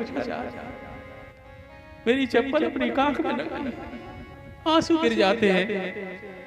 कहा द्रौपदी, मैं तुम्हारी दासी बन के चला, भीष्म पितामह को प्रणाम तुम करोगी, ये पूछेंगे कौन लेके आया बताना। भगवान ने भी अपना मोर मुकुट छिपा लिया और पीताम्बर से घूंघट बना लिया। द्रौपदी को लिए चले जा रहे हैं। भगवान बाहर खड़े रह गए। द्रौपदी से कहा तुम प्रणाम करना और चूड़ी बजा देना, इससे बाबा को पता लग जाए कि कोई सधवा प्रणाम कर रही है। भीष्म पितामह ने दुर्योधन से कहा था कि भानुमति को भेंटना, भानुमति मुझे प्रणाम करे, मैं आशीर्वाद दूंगा, तू अमर हो जाएगा। लेकिन वो खुशी में भूल गया था, सो गया। लेकिन भगवान को तो सब कहानी आई, कौन सा काम किस तरीके से करना है। द्रौपदी को भगवान लेकर पहुंच गए और द्रौपदी ने इंतजार किया। बाबा ने जैसे ही संध्या पूर्ण की और नेत्रों से जल लगाया, द्रौपदी ने प्रणाम किया। द्रौपदी ने जाकर सिर टेका चरणों में वीर पितामह के, चरणों में वीर पितामह के। चरणों में कौन झुका देखा भीष्म बाबा एकदम चौंके। चरणों में कौन झुका देखा भीष्म बाबा एकदम चौंके। देखा एक सधवा नारी है, चरणों में शीश झुकाती है। चरणों में शीश झुकाती है। इसके तन की साड़ी का रंग सधवापन को दर्शाती है। जिसकी तन की साड़ी का रंग सधवापन को दर्शाती है। आशीर्वाद मुख से निकला सौभाग्यवती हो हे बेटी, सौभाग्यवती हो हे बेटी। तेरे इन हाथों की मेहंदी का रंग न छूटे हे बेटी। तेरे इन हाथों की मेहंदी का रंग न छूटे हे बेटी। जब तक नभ में चंदा सूरज अवनी पर गंगा धार बहे, अवनी पर गंगा धार बहे। आशीर्वाद मेरा बेटी तेरा ये अचल सुहाग रहे। आशीर्वाद मेरा बेटी तेरा ये अचल सुहाग रहे। बाबा के वचनों को सुनकर द्रौपदी खड़ी हो जाती है, कहने लगी बाबा। तत्काल द्रौपदी बोल उठी, बाबा के क्या फरमाते हो, कल और आज कुछ और कहा, तुम सतवादी कहलाते हो। मेरे उन पांचों पतियों से यदि एक भी मारा जाएगा, यदि एक भी मारा जाएगा, आशीर्वाद तेरा बाबा झूठा ही जाना जाएगा। आशीर्वाद तेरा बाबा झूठा ही जाना जाएगा। द्रौपद के वचनों को सुनकर हाथों से माला छूट पड़ी, हाथों से माला छूट पड़ी। चित हर चरणों से अलग हुआ, चित चोर समाधि टूट पड़ी। चित हर चरणों से अलग हुआ, चित चोर समाधि टूट पड़ी। बेटी तेरे वचनों का अब उत्तर पीछे दे पाऊंगा, उत्तर पीछे दे पाऊंगा। तेरे सुहाग का निर्णय भी अब पीछे ही कर पाऊंगा। तेरे सुहाग का निर्णय भी अब पीछे ही कर पाऊंगा। एक बात खटकती है मुझको, हैरान है जिसने कर डाला, हैरान है तो कर डाला। बतला दे बेटी कहाँ खड़ा है तुझको यहाँ लाने वाला। बतला दे बेटी कहाँ खड़ा है तुझको यहाँ लाने वाला। द्रौपदी ने जैसे ही पीछे देखा, भगवान बोले नाम मत लेना द्रौपदी हमारा, तुम्हें तो आशीर्वाद दिया है, हमें बाबा बर्बाद करेंगे। लेकिन द्रौपदी ने पीछे मुड़ के देखा तो बाबा कम अकल तो थे नहीं, बाबा समझ गए कि ड्योढ़ी पे कोई न कोई खड़ा है, तो कह दिया बेटी तेरे वचनों का अब उत्तर पीछे दे पाऊंगा, उत्तर पीछे दे पाऊंगा। तेरे सुहाग का निर्णय भी अब पीछे ही कर पाऊंगा। तेरे सुहाग का निर्णय भी अब पीछे ही कर पाऊंगा। बस बाबा खड़े होके गए तो भगवान पीतांबर का घूंघट बनाए वहां खड़े हैं। बाबा ने तब जाकर देखा ड्योढ़ी पे डटा निराला है, ड्योढ़ी पर डटा निराला है। पीतांबर का घूंघट काढ़े वहाँ खड़ा बांसुरी वाला है। पीतांबर का घूंघट बनाए बाबा, आपने महारानी द्रौपदी को तो अखंड सभा का आशीर्वाद दिया, इस दासी को भी आशीर्वाद दे दिया। भगवान प्रणाम करते हैं। भीष्म पितामह बोले दासी महारानी थोड़ी खड़ी तो हो जाओ। अब भगवान ने घूंघट बनाया था तो जनेऊ पीछे देख लिया। देखो नकली दासी तो बन गई भगवान, लेकिन असली काम नहीं हो पाया, जनेऊ दिखाई दे गया। बाबा ने कहा गड़बड़। सती सीता तो बन गई लेकिन चलना नहीं आया था। सीता माँ कहाँ चलती थी और सती जी कैसे चल के आई, तो जैसे ही जनेऊ दिख गया बाबा ने कहा दासी महारानी थोड़ी खड़ी हो जाओ। अब भगवान खड़े नहीं हो रहे तो बाबा ने पीतांबर पकड़ के जैसे ही खींचा तो चप्पलें टपक के नीचे गिर गई। जैसे ही चप्पलें नीचे गिरी, भीष्म पितामह ने दोनों चप्पलों को आंखों से लगाया। पांचाली धन्य जिसकी चप्पलें तीन लोग का स्वामी अपने पीतांबर में लपेट के कांख में लगा के चल रहा हो, उसके पतियों का बाल बांका कोई नहीं कर सकता। उस समय आशीर्वाद दे दिया और कह दिया अब जाओ बेटी द्रुपद सुता, निश्चय ही विजय तुम्हारी है, निश्चय ही विजय तुम्हारी है। पतियों का बालन बांका हो जब रक्षक कृष्ण मुरारी है। पतियों का बालन बांका हो जब रक्षक कृष्ण मुरारी है। श्री हाथों में सौंप दी जिसने जीवन डोर, कभी न उलझन देते हैं श्री नटवर नंद किशोर। कभी न उलझन देते हैं श्री नटवर नंद किशोर। श्री कृष्ण भगवान के चरणों में प्रणाम किया। भगवान भक्त की रक्षा करते हैं। उसी समय भगवान ने कह दिया ब्रह्मास्त्र छोड़ दो। अर्जुन बोले प्रभु प्रलय हो जाएगा। भगवान बोले कौन थे?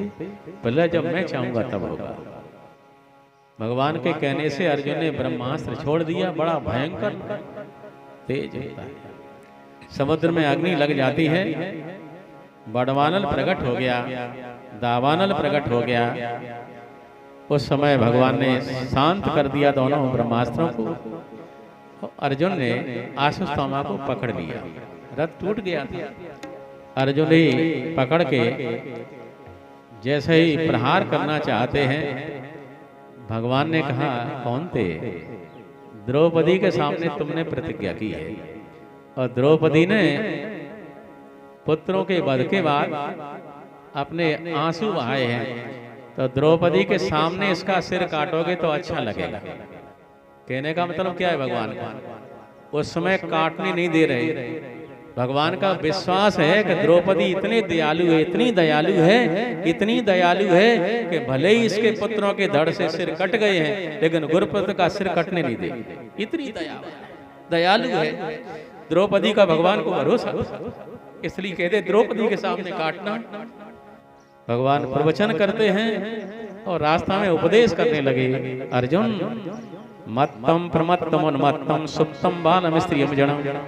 मतवाले को, बालक को, स्त्री को, सोए हुए को, प्रपन्नम विरथम भीतम न रिपुम हंति धर्म। जो शरण में आ गया है, रथ टूट गया है, इसका वध नहीं करना चाहिए, इसलिए छोड़ दो, इसे छोड़ दो। भगवान श्री कृष्ण प्रवचन कर रहे हैं। इधर द्रौपदी के शिविर के सामने भगवान जैसे ही जल्दी पहुंचे, द्रौपदी की निगाह पड़ गई और द्रौपदी खड़े होकर चिल्लाने लगी। उवाचा सहन्तस्य बंधनाम नयनम सती मुच्यता मुच्यतामेष ब्राह्मणो नितराम गुरु। प्रभु छोड़ दो, प्रभु छोड़ दो, छोड़ दो। जिनके पिता ने तुम्हें धनुर्विद्या दी, आपने युद्ध में उनके पिता का वध कर दिया है, और गुरुमाता कृपी ये पुत्र नहीं होता तो उसी दिन सती हो जाती। जिन्होंने पति वियोग सहन कर लिया है, लेकिन पुत्र वियोग सहन करना कठिन हो जाता है। हमारे यहाँ का तो ज्वलंत उदाहरण है, जिस समय श्री रामवीर सिंह हमारे गोवध चौखट्टा पे समाप्त हो गए थे, तो माता जैसे ही द्वारिका से आई और तब तक लाश आ चुकी थी। पोस्टमार्टम होने के बाद कई लोग ऊंदरपुरा, किर्राज तो थी ही, तरेनी, जिसने सुना था वो सभी बैठे थे दरवाजे पे। और जैसे ही मार्शल रुकी, माँ रोती हुई पैरों की तरफ बैठ गई थी, क्योंकि नाम शिव सिंह दादा का लिया था, रामवीर का समाचार नहीं बताया। जाने वालों ने उस समय देखा, कहा मम्मी मुंह तो देख लो। तो जैसे ही कफन हटाया था, तो पुत्र का चेहरा देखते ही केवल रा शब्द निकला था और चुम्बन लेते ही शरीर छोड़ दिया। हमारे श्री बड़ी सीधी स्वभाव की थी, बहुत सीधी थी, सरल हृदय था उनका। तो ऐसी मृत्यु हमने पहली बार देखी। दूसरी देखी ये तरेनी की थी, जब अंगद के भाई लक्ष्मण जिनका नाम था, पिताजी छोड़ गए थे, उस विधवा ने लक्ष्मण को पाला था। मानपुर से निमंत्रण खा के लक्ष्मण चले और क्वारी में बह करके समाप्त हो गए। तो माँ ने अन्न नहीं खाया, उस दिन से जल नहीं पिया था। 1 महीने के बाद शरीर छोड़ दिया। ये दूसरा उदाहरण देखा तो पति वियोग से लिया था, विचार को इसने बालकों को पाला, सब कुछ सहा, भूखी प्यासी रही, लेकिन पुत्र का मरा हुआ चेहरा न देखकर अपने प्राण ही छोड़। इसी माँ का तो आज हमारे जीवन में द्रौपदी कह रही है कि ये पुत्र नहीं होता तो उसी दिन सती हो जाती। प्रभु, पुत्र का कितना कष्ट होता है मुझे पता है। मेरे 5 पुत्रों के धड़ से लहू टपक रहा है। गुरुपुत्र जिस दिन सिरहीन हो, जिस समय जाएगा तो माता सिर छोड़, क्योंकि मेरे पति तो हैं, पुत्र ही तो मेरे मारे गए हैं, पति मेरे हैं। उसके पति को पहले आपने मार दिया है और पुत्र को आज मारोगे तो माँ की आंख से आंसू निकलेंगे और तुम्हारे कुल का नाश हो जाएगा। छोड़ दो, छोड़ दो। ये रामचरितमानस में भी लिखा है, लिख रहे हैं, मशक दंश बीते हिम त्रासा, जिमि तुझे द्रोह किए कुल नासा। स्वामी ब्राह्मण से विरोध मत करो, छोड़ दो, छोड़ दो। उस समय भीमसेन कह रहे मार दो, मार दो। अब बड़ा संकट हो गया अर्जुन को। भीमसेन बोले मार दो भैया, जिसने हमारे 5 पुत्रों के धड़ सिर अलग कर दिए हैं उसको देर मत करो, जल्दी मारो, और तुम नहीं मारो तो मुझे दे दो, मैं अपनी गदा से इसको कुचल दूं। भीमसेन नाराज हो रहे, मारो जल्दी। और द्रौपदी कह रहे छोड़ दो छोड़ दो। अब अर्जुन संकट में आ गए। युधिष्ठिर भी बोले हाँ भैया द्रौपदी ठीक ही कह रही है, छोड़ दो। अब बड़ा संकट। भगवान बोले अर्जुन तुम्हें पता है ब्रह्मबंधो न हंतव्य आताताई वदान, ये ब्रह्मबंधु है। ब्रह्मबंधु उसे कहते हैं इसकी माँ ब्राह्मण है, पिता ब्राह्मण है, लेकिन ब्राह्मण का कर्म न करे। ब्राह्मण का कर्म है यज्ञ करना कराना, विद्या पढ़ना पढ़ाना, दान लेना देना। ये तो नहीं है कि सोते हुए बालकों के सिर काटे जाएं। तो ये ब्रह्मबंधु है, इसको बतवार, लेकिन आताताई है मार दो। अब आताताई की परिभाषा आपको मनुस्मृति में अलग है, वशिष्ठ स्मृति में अलग है, याज्ञवल्क्य स्मृति में अलग है। सुनाइए परिभाषा क्या है। अग्निदो गर्दश्चैव शस्तपाणि दनापः क्षेत्रधारा पहिर्ता च सड़ेति यातकायिना। ये वशिष्ठ स्मृति की बात है। आग लगाने वाले, जहर देने वाला और हथियार हाथ में रखने वाला, धन हरण करने वाला, स्त्री का हरण करने वाला, ये आताताई होती है। आताताई है, इसको मार दो। अब भगवान श्री कृष्ण अपनी बात कह रहे हैं, द्रौपदी अपनी बात कह रही है, युधिष्ठिर अपनी बात कह रहे हैं, भीमसेन अपनी कह रहे हैं। अर्जुन चक्कर में पड़ गए। भगवान ने इशारा कर दिया ब्राह्मण को शरीर से मत मारो, अपमान कर दो। अपमान मृत्यु से बड़ा होता है। जब तक ये जीवित रहेगा तब तक इसको खटकता रहेगा। इसलिए श्री रामचरितमानस में भी गोस्वामी लिख रहे हैं संभावित का अपयश लाहु, संभावित का अपयश लाहु, मरण कोटि सम दारुण लाहु, मरण कोटि सम दारुण। बोलो भक्त वत्सल भगवान की जय। ऐसे अर्जुन को भगवान ने इशारा कर दिया, समझ गए प्रभु, और मणि को निकाल लिया। मणिम जहार मूर्धन्या ध्वजस्य स मूर्धजम, आधा सिर मूड़ दिया, एक भौं आधी और आधी दाढ़ी और आधी मोछ बपन करके धक्का देके निकाल दिया। ये मृत्यु से बड़ा है। इसलिए आश्वत्थामा ने प्रतिज्ञा कर दी कि मैं पांडव वंश को छोड़ूंगा नहीं। तो अपमान हो गया। भगवान श्री कृष्ण जैसा ही दुर्योधन का वध हो जाता है, ब्राह्मणों को बुला लेते हैं। तत्रासीनम कुरुपतिम धृतराष्ट्र सानुजम, और धृतराष्ट्र आदि को लेकर के धर्मराज को गद्दी पे बिठाया गया। ब्राह्मणों ने आशीर्वाद दिया। भगवान श्री कृष्ण चलना चाहते हैं द्वारिका जी के लिए, इतने में चिल्लाती चिल्लाती आ गई। ये कथा हमने पहले सुना दी है। उत्तरा चिल्ला रही है पाहि पाहि महायोगिन देव देव जगतपते, नान्यम तुद्भयम पश्ये यत्र मृत्यु परस्परम।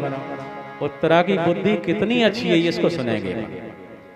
उत्तरा के शरीर का नाता नहीं है। आज हम लोग शरीर के नाते मानते हैं। ये हमारे मौसा हैं, ये हमारे फूफा हैं, ये हमारी बुआ हैं। ये बुद्धि खराब, बुद्धि खराब हो गई। नहीं तो आत्मा का नाता माना होता। सीताराम बातचीत न करें, बातचीत न करें। बोलो वृंदावन बिहारी लाल की जय। उत्तरा का नाता शरीर का नहीं है। नहीं तो उत्तरा भगवान श्री कृष्ण सुभद्रा का पुत्र है मनु, और मनु की पत्नी है उत्तरा।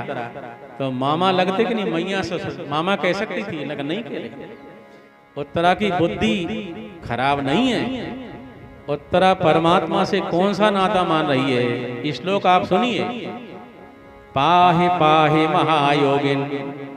इस श्लोक से कथा सुनोगे तो कुछ विलक्षणता होगी, और बिना श्लोक के कथा सुनोगे तो कहानी हो जाएगी। आज की जो बच्चियां कथा कह रही हैं श्लोक को तो वो छूती नहीं है, सीधी कहानी सुनाई और नचाई। जो जे नची सोई कथा अच्छी हो गई, बस नची सोई कथा। बुद्धि खराब हो गई। छत्राणी नाचती नहीं है, आज की छत्राणी कलश धर के नच रही है। छत्राणी उस दिन नची थी जब कोई नहीं नच रहा था। 1857 में जब सबकी तलवारें फीकी पड़ गई थी, उसमें छत्राणी नची थी। चमकोठी सन 57 में वह तलवार पुरानी थी, बुंदेले हर भोलों के हमने सुनी कहानी थी। खूब लड़ी मर्दानी वह तो झांसी वाली रानी थी। विचार कर। और विधवा थी, उसका कोई सहयोगी नहीं था। उम्र भी केवल 23 साल की थी, ज्यादा नहीं हुई। अभी उम्र कुल 23 की थी। मनोज नहीं अवतारी थी, लेकिन जिस समय दोनों हाथों से तलवार चलाती थी तो अंग्रेजों के छक्के छूट जाते थे। और काली चला रही, काली तलवार चला रही दोनों हाथों से, भागो भागो।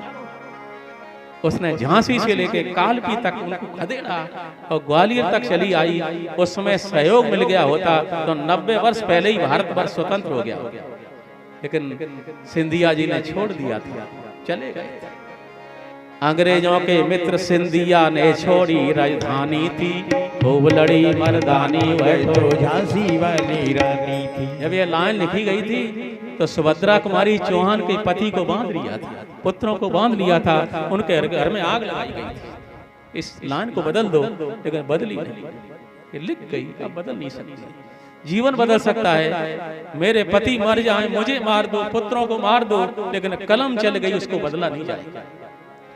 तो विचार करिए, छत्राणी उस समय नाची जब देश पे संकट आता है। आज कलश धर के ठकुराई नच रही हैं और पंडिताई नाच रही हैं। क्या मतलब है? पहले सांग बनाने वाले वैश्या नचती थी, ब्राह्मण क्षत्रिय उनको पैसे देते थे। आज ठकुरानी नच रही हैं और पंडिताई नच रही हैं और समधी नोट दे रहे हैं, बाहरी समधी। बुद्धि नष्ट हो गई। ऐसी कथा कहने वाला कोई मिलेगा नहीं। सुन लो, अब बारातों में जाने लगी है ये, बारातों में जानी नचेंगी, सो समधी रुपया देंगे, बाहरी समधी। बुद्धि खराब, बुद्धि नष्ट हो गई। क्या होगा ऐसी कथा से तुम्हारा? छत्राणी तो समय पे नाचती है, जल सकती है।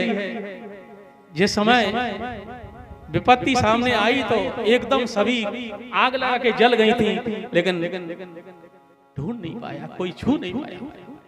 महारानी लक्ष्मीबाई ने तो ये कहा था, इस शरीर को या तो माता ने गोद में लिया या पिता ने या पति ने, चौथे ने छुआ नहीं है। सहेली मेरे शरीर को अंग्रेज छू नहीं पाए।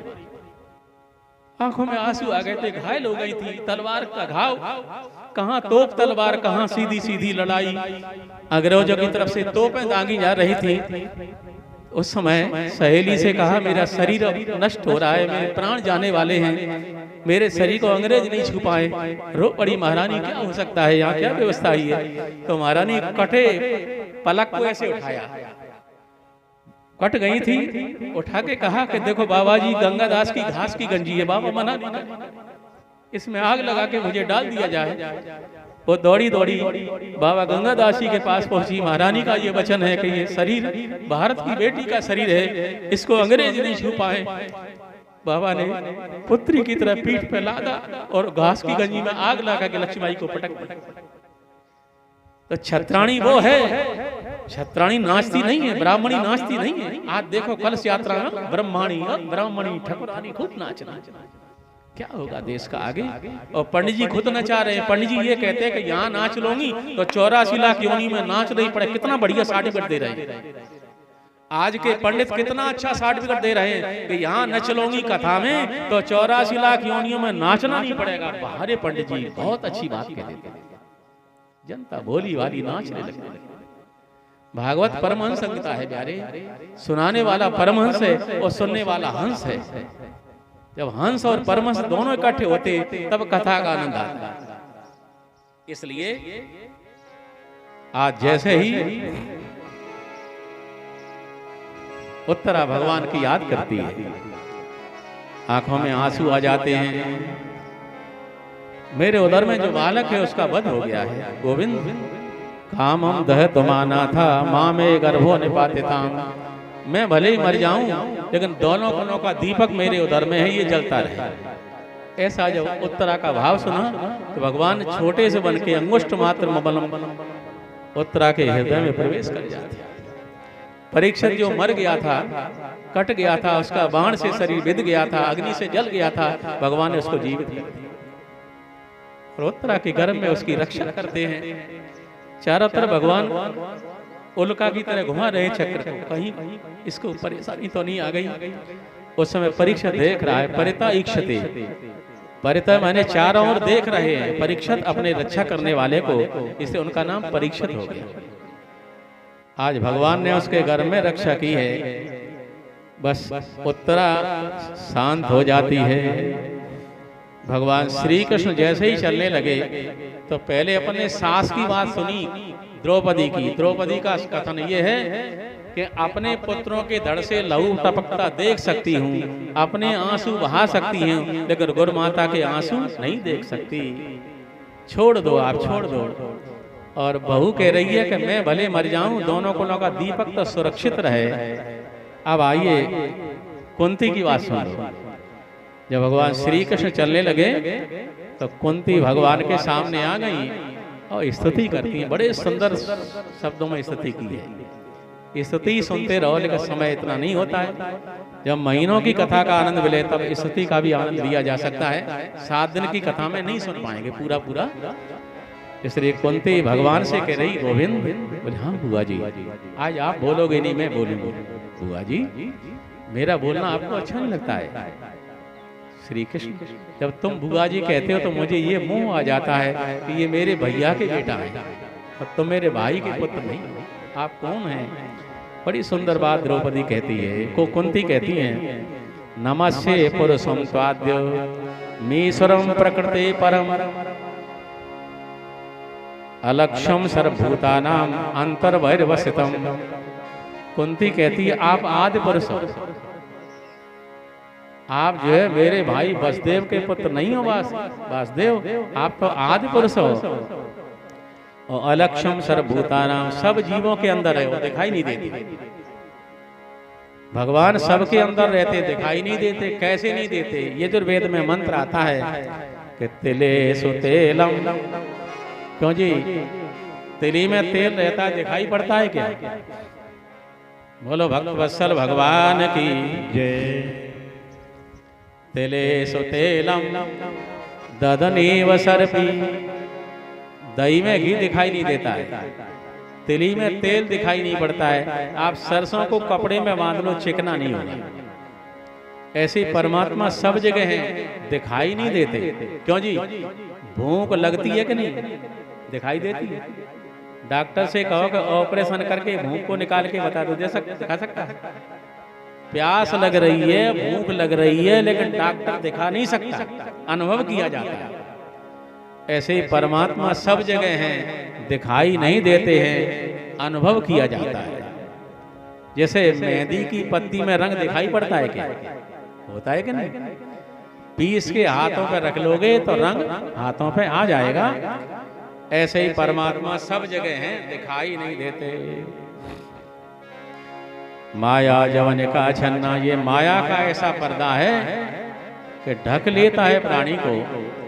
जैसे जेर में बालक बच्चा ढक जाता है, वैसे ये माया में जीव ढक जाता है, वो दिखाई नहीं देता है। न लक्ष्य से मूढ़ साम नटो नाट्य धरो यथा, नट जो पुतलियों को नचा रहा है, वो पुतलियां तो दिखाई पड़ती हैं नाचती, लेकिन नट दिखाई नहीं पड़ती। ऐसे संसार को आप नचा रहे हो, वो आप दिखाई नहीं दे रहे हो। ये माया सबको नचाती है। सब जग को रही नचाए, हरे माया जादूगरनी। सब जग को रही नचाए, हरि माया जादूगरनी। जग पार न कोई पावे, सब जग को नाच नचावे। जग पार न कोई पावे, सब जग को नाच नचावे। दुख में सुख को दर्शाए हरि माया जादूगरनी दुख में सुख को दर्शाए हरि माया जादूगरनी। ऐसी जादूगरनी है कि दुख में सुख का अनुभव होता है। हाँ? क्यों जी, विवाह में सुख है कि दुख है? आगे चल के दुख है कि नहीं, लेकिन सुख मालूम पड़ता है। तो ये घर बनाने में दुख है बाद में कि सुख है, ये बताओ। घर बनाया और बुढ़ापा आ गया और वहीं गंदगी मलमूत्र करने लगे तो घर में रखोगे बाहर निकालोगे आप? ये कहोगे कि निकालो पंडित जी छज्जे के नीचे, वहीं खाट पकड़ के बैठ जाए। अब बार बार जो है लघु शंका, तो घर में दुख है, बुढ़ापा आएगा तो दुख हो जाएगा। हाँ? बुढ़ापा आता है, अच्छे बहू बेटा है तो ठीक है। सीताराम सीताराम, तीनों माताएं बातचीत नहीं करें सीताराम। ये दुख में सुख दिखाई पड़ता है। देखो आपका बच्चा पढ़ने जाए तो बात करे तब अच्छा है कि पढ़े तब अच्छा है? बताओ भाई, तीनों बताओ। पढ़े तब अच्छा है। पढ़े तब अच्छा है, तो तुम बात क्यों कर रही हो? ये भी तो क्लास है, यहाँ आध्यात्म क्लास चल रहा है, बातचीत मत करिए बिल्कुल। और कोई सीधा पंडित होगा तो टोके नहीं, ये पंडित खराब है, तुम्हें पता ही है पहले का। हा? इसकी बातचीत मत करिए, बिल्कुल शांति से कथा सुनो, आपको आनंद मिलेगा। बोलो भक्त वत्सल भगवान की जय। हम क्यों मना कर रहे हैं पता है? बात करने से क्या मिलेगा पता है?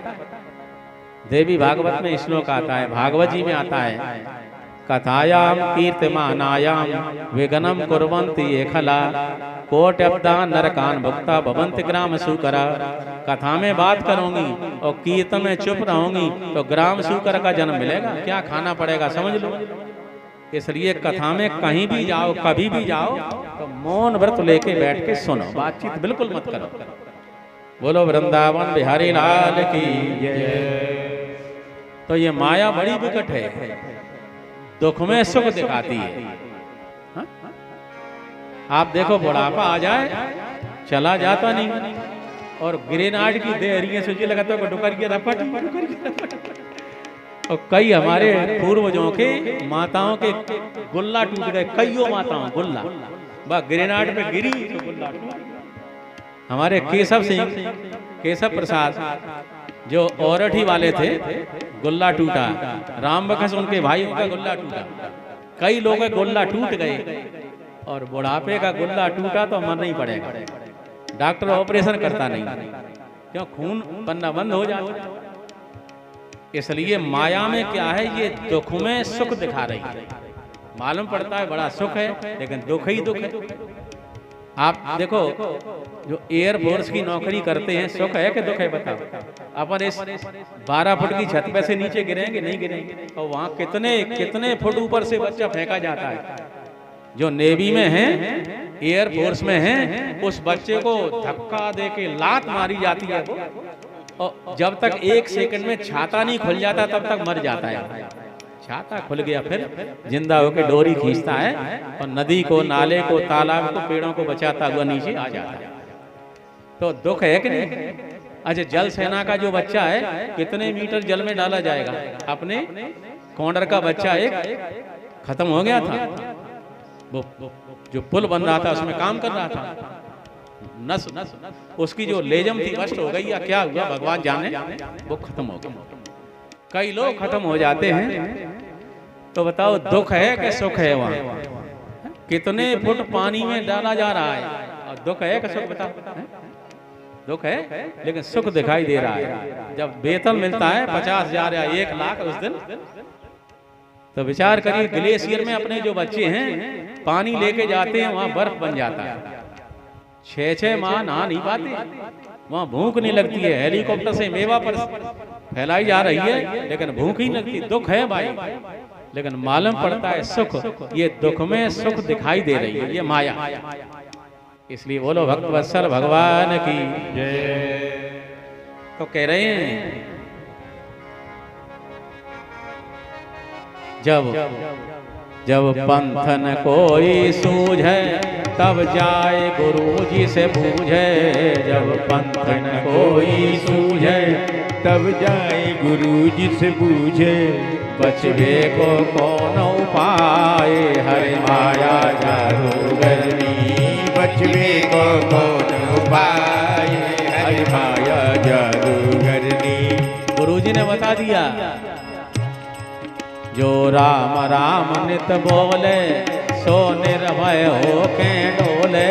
जो राम राम नित बोले, सो निर्भय है के डोले। सदगुरु धई गैल बताए, हरि माया जादूगरनी। दई सतगुरु गैल बताए, हरि माया जादूगरनी। कुंती कह रही है, माया जवन का छन्ना। गोविंद, ये माया जीव को आपसे मिलने नहीं देती है, ढक लेती है। ऐसे कुंती ने बड़े सुंदर श्लोक में स्तुति की है, बहुत गजब के श्लोक गाए हैं। भगवान बोले, बुआ जी मांग लो। अब आज की बुआ होती तो क्या मांगती? रंगीन फ्रिज। रंगीन फ्रिज हमने पहली बार सुना है? क्यों भाई, और रंगीन फ्रिज कहीं होता है क्या? नहीं होता, आजकल तो चलता नहीं। इनकी शादी में मिला होगा इन्हें। कौन से सन में शादी हुई आपकी? 84 में है? बताओ, उस समय फ्रिज बहुत कम थे, कहीं कहीं मिलते होंगे। इन्हें रंगीन फ्रिज मिला उस समय ससुराल से। धन्यवाद, इनके ससुराल वाले बहुत अच्छे। बोलो वृंदावन बिहारी लाल की जय। एक बार ये ससुराल को गए तो सारी बोले, लुक्का जीजा आए, लुक्का से गए। उस समय लुक्का की फिल्म चल रही थी, लुक्का, तो भाई समझिएगा लुक्का जीजा, लुक्का। बोलो भक्त वत्सल भगवान की जय। साली तो कुछ भी कह सकती है, उसे अधिकार है, कुछ भी कह सकती है। ससुराल में रहना सबसे नीच कर्म है। वहाँ किसी भी जात की बच्ची गाली दे जाए, तुम कुछ नहीं कह पाओ। बोलो वृंदावन बिहारी लाल की जय। उसी जगह आओ जहाँ चर्चा है। बस कुंती जी ने भगवान ने कहा, मांग लो। तो विपदा संतु नासस्सु। कुंती ने विपत्ति मांगी, और विपत्ति एक दिन की नहीं मांगी, एक वर्ष की नहीं मानी, शाश्वत, जब तक शरीर में प्राण रहे तब तक बनी रहे। भीमसेन बोले, माता हमें जहर के लड्डू खाने पड़े, लाक्षागृह में जलना पड़ा। एक वस्त्र द्रौपदी की साड़ी सभा के बीच में खींची गई, और हम जब वन में थे तब 10,000 शिष्यों को लेकर दुर्वासा जी पहुंच गए। हम बड़े परेशान हो गए, और अज्ञातवास में मुझे रसोईया बनना पड़ा, बेंडला बनना पड़ा, शैरंद्री बनना पड़ा, क्रंक बनना पड़ा। और महाभारत के दिन 18 दिन युद्ध हुआ था, उसमें न जाने कितनी कितनी विपत्तियां सामने आई। माँ आज भी तू विपत्ति मांग रही है? कुंती जी बोली, बेटा क्या जहर के लड्डू तुझे मार सके? क्या लाक्षागृह तुझे जला सका? क्या द्रौपदी की साड़ी 10,000 हाथी के बल वाला दुशासन खींच सका? क्या वनवास में दुर्वासा जी के शिष्य 10,000 के सहित तुम्हारा विनाश कर सके? और क्या अज्ञातवास में तुझे कोई ढूंढ सका? क्या 18 दिन के युद्ध में भीष्म पितामह, गुरु द्रोणाचार्य, शल्य, कर्ण जैसे वीरों ने तेरा बाल मां का कर पाया? बेटा जब तक विपत्ति रही तब तक गोविंद साथ रहे। आज ही संपत्ति मिली है, आज ही ये तुम्हें छोड़ के चल दिए। विपत्ति में भगवान की याद रहती है। बड़ी सुंदर बात कुंती जी बता रही है। महाभारत में श्लोक आता है, विपदो विपदो नैव संपदो नैव संपदा, विपत विस्मरणम विष्णु संपन्न नारायण स्मृतम। बेटा भीमसेन, विपत्ति है भगवान की याद भूल जाना। जिस घर की गृहस्थी की ऐसी चक्रावली बन जाए कि भगवान की याद भूल जाओ, तो समझो विपत्ति में हो।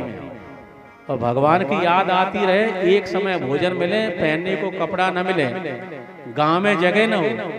बताओ, श्री विदुर जी के पास कुटिया थी क्या? कोई महल नहीं था, कुटिया झोंपड़ी थी।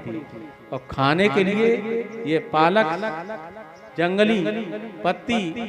आज हमारे एक महाराज जी आए, वो घास खाते थे और 24 साल से खा रहे थे। जो अपने गांव में जिनकी रिश्तेदारी है आए थे, थोड़ी चाय पी के चले गए।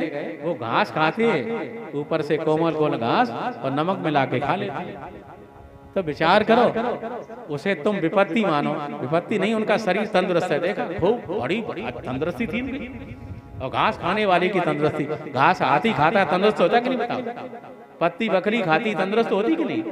और रबड़ी खाने वाले बीमार मिलेंगे, खांसी शुगर शुगर शुगर। विचार करो, कैंसर कैंसर, विचार करो, जो जितने ज्यादा खाते हैं उनको बीमारियां आ जाती हैं।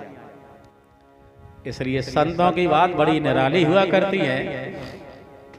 विपत्ति मांगी और हनुमान जी महाराज भी कह रहे हैं विपत्ति क्या है, इनका भी कथन है। वो कहते हैं, कहा हनुमंत विपत्ति प्रभु सोई, कहा हनुमंत विपत्ति प्रभु सोई, जब तब सुमिरन भजन होई। भगवान की याद भूलना विपत्ति है। इस तरह भगवान की यात्रा स्थगित हो जाती है और भगवान विश्राम करने लगे। इधर भीष्म पितामह का शरीर छोड़ने का समय आ गया था। 56 दिन व्यतीत हो गए थे। पांचों पांडवों को लेकर भगवान भीष्म पितामह के यहाँ पहुंच जाते हैं। उस समय भीष्म पितामह गिरे हुए हैं। कौन कौन आ चुके हैं?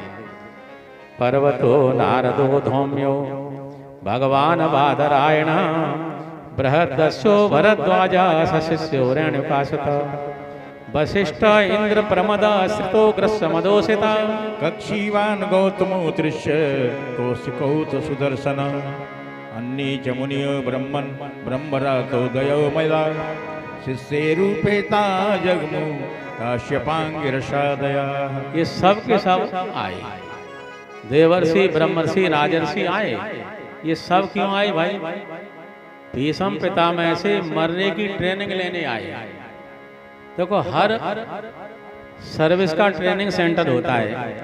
आर्मी का ट्रेनिंग सेंटर, सीआरपीएफ का, बीएसएफ का, सबका है। पटवारी बनोगे तो ट्रेनिंग, शिक्षक बनोगे तो ट्रेनिंग, डॉक्टर बनोगे तो ट्रेनिंग, कुछ भी बनोगे ट्रेनिंग होगी कि नहीं? लेकिन मरने की ट्रेनिंग कहीं दी जाती है भाई? बता बताओ बहनों, तुम बताओ, मरने की ट्रेनिंग कहीं दी जाती है? ये भागवत में दी जाती है। भागवत में दो ही प्रकार की कथाएं हैं, जीवन कैसे अच्छा बनेगा और मृत्यु अच्छी कैसे होगी। दो ही बातें हैं। जीवन कैसे, क्योंकि मरने वाले ने प्रश्न किया है। भागवत किसने सुना है? परीक्षित जी ने। और परीक्षित को साफ लगा कि नहीं? 7वें दिन मृत्यु हो जाएगी, ये साफ लगेगा। अभी कथा आगे आ रही है। तो मरने वाले ने ही भागवत की कथा सुनी है, इसलिए उसमें मरने की ट्रेनिंग दी गई। बहुत अच्छी बात होगी। बोलो भक्त वत्सल भगवान की जय। भीष्म पितामह शरीर कैसे छोड़ेंगे, ये क्रिया देखने के लिए सभी देवर्षि ब्रह्मर्षि राजर्षि पूर्व से पश्चिम और उत्तर से दक्षिण तक के आ गए। भीष्म पितामह सबका स्वागत करते हैं। हृदयस्थं पूजयामासा, समयोत्पात विग्रहम, हृदय से पूजा की, क्योंकि 56 दिन बीत गए हैं। 56 दिन 2 माह में 4 दिन बाकी है। तो सरसैया पे लेटे हैं। अब 56 दिन किसी का पलस्तर चढ़ा रहे तो वो हाथ ऐसे नहीं हो सकता है। तो सरसैया पे लेटे हुए 56 दिन बीते। आज 56 दिन क्यों बीते भाई? भीष्म पितामह ने पूछा है भगवान श्री कृष्ण से कि गोविंद, मैंने कोई सत्कर्म असत नहीं किया, असत्कर्म नहीं किया। 100 वर्ष की, 100 जन्म की याद आई है मुझे, फिर मुझे सरसैया पे क्यों रहना पड़ा है? भगवान ने कह दिया, बाबा आपने 100 वर्ष की, 100 जन्म की याद है, मुझे 100 जन्म से पहले की तुम्हारी जानकारी है। तुम्हारी फौज चल रही थी, आपने कीड़े की सुरक्षा के लिए धनुष के आगे वाले हिस्से में उलझाकर उसे दूर फेंकना चाहा। वो नागफनी के कांटों में गिरा से उलझ गया। 56 दिन में गल गल के शरीर छूटा था। उस कर्म को तुम्हें भोगना पड़ा है, इसलिए 56 दिन ही सरसैया पे तुम भी रहो। किया हुआ कर्म भोगना पड़ता है भाई, किसी तरह चाहे। इसलिए कर्म सावधानी होके करो, सावधान होके कर्म करो। आप देखो, मकान आप किराए पे दे सकते हो, पुताई करवा सकते हो, जमीन भाड़े पे दे सकते हो, बटाई पे दे सकते हो, कपड़े धुलवा सकते हो, भोजन बनवा सकते हो, ग्रास भी मुख में रखवा करके खा सकते हो। लेकिन कर्म का फल भोगने के लिए नौकर नहीं मिलेगा। मिल जाए तो अपनी पेंशन में से 5,000 हम अपने देंगे और 5,000 राम बिहारी के देंगे। इन्हें देखने लगे और हमें 5 सीधे हो जाए तक हो सकते नहीं हो सकते। हमें कर्म का फल अपना भोगना पड़ेगा और आपको अपना भोगना पड़ेगा। कोई कर्म का फल भोगने के लिए दूसरा नहीं मिलेगा। इसलिए सावधान होकर कर्म करो भाई। लक्ष्मण जी क्या कह रहे हैं निषाद से? यही तो कह रहे थे भैया, काहू न को सोख दोख करता आता, काहू न को सुख दुख करता, निज कृत कर्म भोग सब जाता। इसलिए कर्म का फल भोगना पड़ेगा। भीष्म पितामह को उस कर्म का फल भगवान ने कह दिया। महाभारत में श्लोक आता है, गीता जी में आता है, भागवत जी में आता है, शिव पुराण में आता है। श्लोक एक ही है, कृतम कर्म क्षयो नास्ति जन्म कोटि शतैरपि अवश्यमेव भोक्तव्यम कृतम कर्म शुभाशुभम। शुभ अशुभ जो कर्म किया उसका फल भोगना पड़ेगा। आप देखो लो, कई लोग लोड से लगे हैं और करोड़ों की संपत्ति में, और कई लोग के पाँव में जूता नहीं मिलेंगे और सिर पे साफी नहीं मिलेगी और कपड़ा नहीं मिलेगा और पंचा फटा हुआ लगाए हैं। रात दिन कर्म में, रात दिन भूखे हैं, रोटी नहीं मिल रही। देख लो क्या यहाँ देख लो, रात दिन लगे हैं, रोटी भरपेट नहीं मिल रही और खूब लगे। ये हमारे परिवार की बात है। हमारा ऐसा परिवार है सीताराम। कई, अब नाम किसी का देंगे नहीं भाई, कई लोग ऐसे हैं रात दिन लगे हैं लेकिन भोजन नहीं मिल पा रहा है, फिर भी लगे। और कई लोग लोड से लगे हैं और करोड़ों की संपत्ति। तो कर्म का फल भोगना पड़ा। बोलो वृंदावन बिहारी लाल की जय। एक संत आवाज दे रहे थे, जलती हुई भट्टी में लकड़ी डाल दे। उनकी आवाज को कोई समझ नहीं रहा। एक बहू जो रोने में आई थी, अपनी जेठानी से 5 टिक्कर उसने घी से सिद्ध किए और मीठा रखा, अचार रखा, सब्जी रखी, जल लिया और ढक करके दरवाजे पे आई थाली को लेकर। जब थाली लेके चली तो सास को शंका हो गई कि ये कहाँ जा, रोने में आई है, जी कहाँ जा रही है। सास पीछे पीछे आई। संत भगवान देहरी के सामने आ चुके थे। प्रणाम करती है, महाराज जय श्री कृष्ण, जय श्री कृष्ण। महाराज प्रसादी आरोग। संत ने कहा, बेटी प्रसाद ये ताजी है कि बासी? कि महाराज है तो बासी। बुढ़िया के पेट में एकदम गर्मी पैदा हुई, बुद्धि गर्म हो गई। थोड़ी देर बाद बोली, महाराज अभी से क्या निकले हो? संत ने कहा, सूर्य अस्त हुआ कि नहीं हुआ? बुढ़िया को शंका बढ़ गई। कहा, बेटी तेरी उम्र कितनी है? कहा, महाराज मेरी उम्र 15 वर्ष है। डुकरिया के आग लग गई। बताओ 30 वर्ष की धींगरी 15 वर्ष बता रही। तेरे पति की उम्र कितनी है? कि 3 वर्ष की। और गर्म हो गई। तेरे ससुर की उम्र कितनी है? कि 3 महीना की। और गर्म हो गई। कि तेरी सास की उम्र के उनका जन्म नहीं हुआ। गर्म हो गई। भोजन न किया, न करने दिया। उनके पति IAS अफसर थे। जब 4:30 बजे ऑफिस से आए तो लाल चेहरा बैठा था। समझ गए गड़बड़ है कुछ। क्या हो गया? कि सत्यानाश हो गया। बहू तुमने ही देखी, ये तो सत्यानाश है, ऐसा नहीं हो सकता। मैंने बहू को थोड़ी देखा है, मैंने अपने समधी समधन के लक्षण देखे। बोले ये सत्यानाश है। संत आया था, वो भोजन नहीं मांग रहा था, लकड़ी डालने को कह रहा था। ये थाली परस के ले गई और संत ने कहा कि ये अन्न ताजी है कि बासी, तो उसने बासी बताया। बताओ, गर्म रोटियों को बासी बताया। संत से कहा अभी से क्यों निकली? उनने कहा सूर्य अस्त हुआ कि नहीं हुआ। तब कहा तेरी उम्र कितनी है? बताओ। 30 वर्ष की धींगरी 15 बता रही।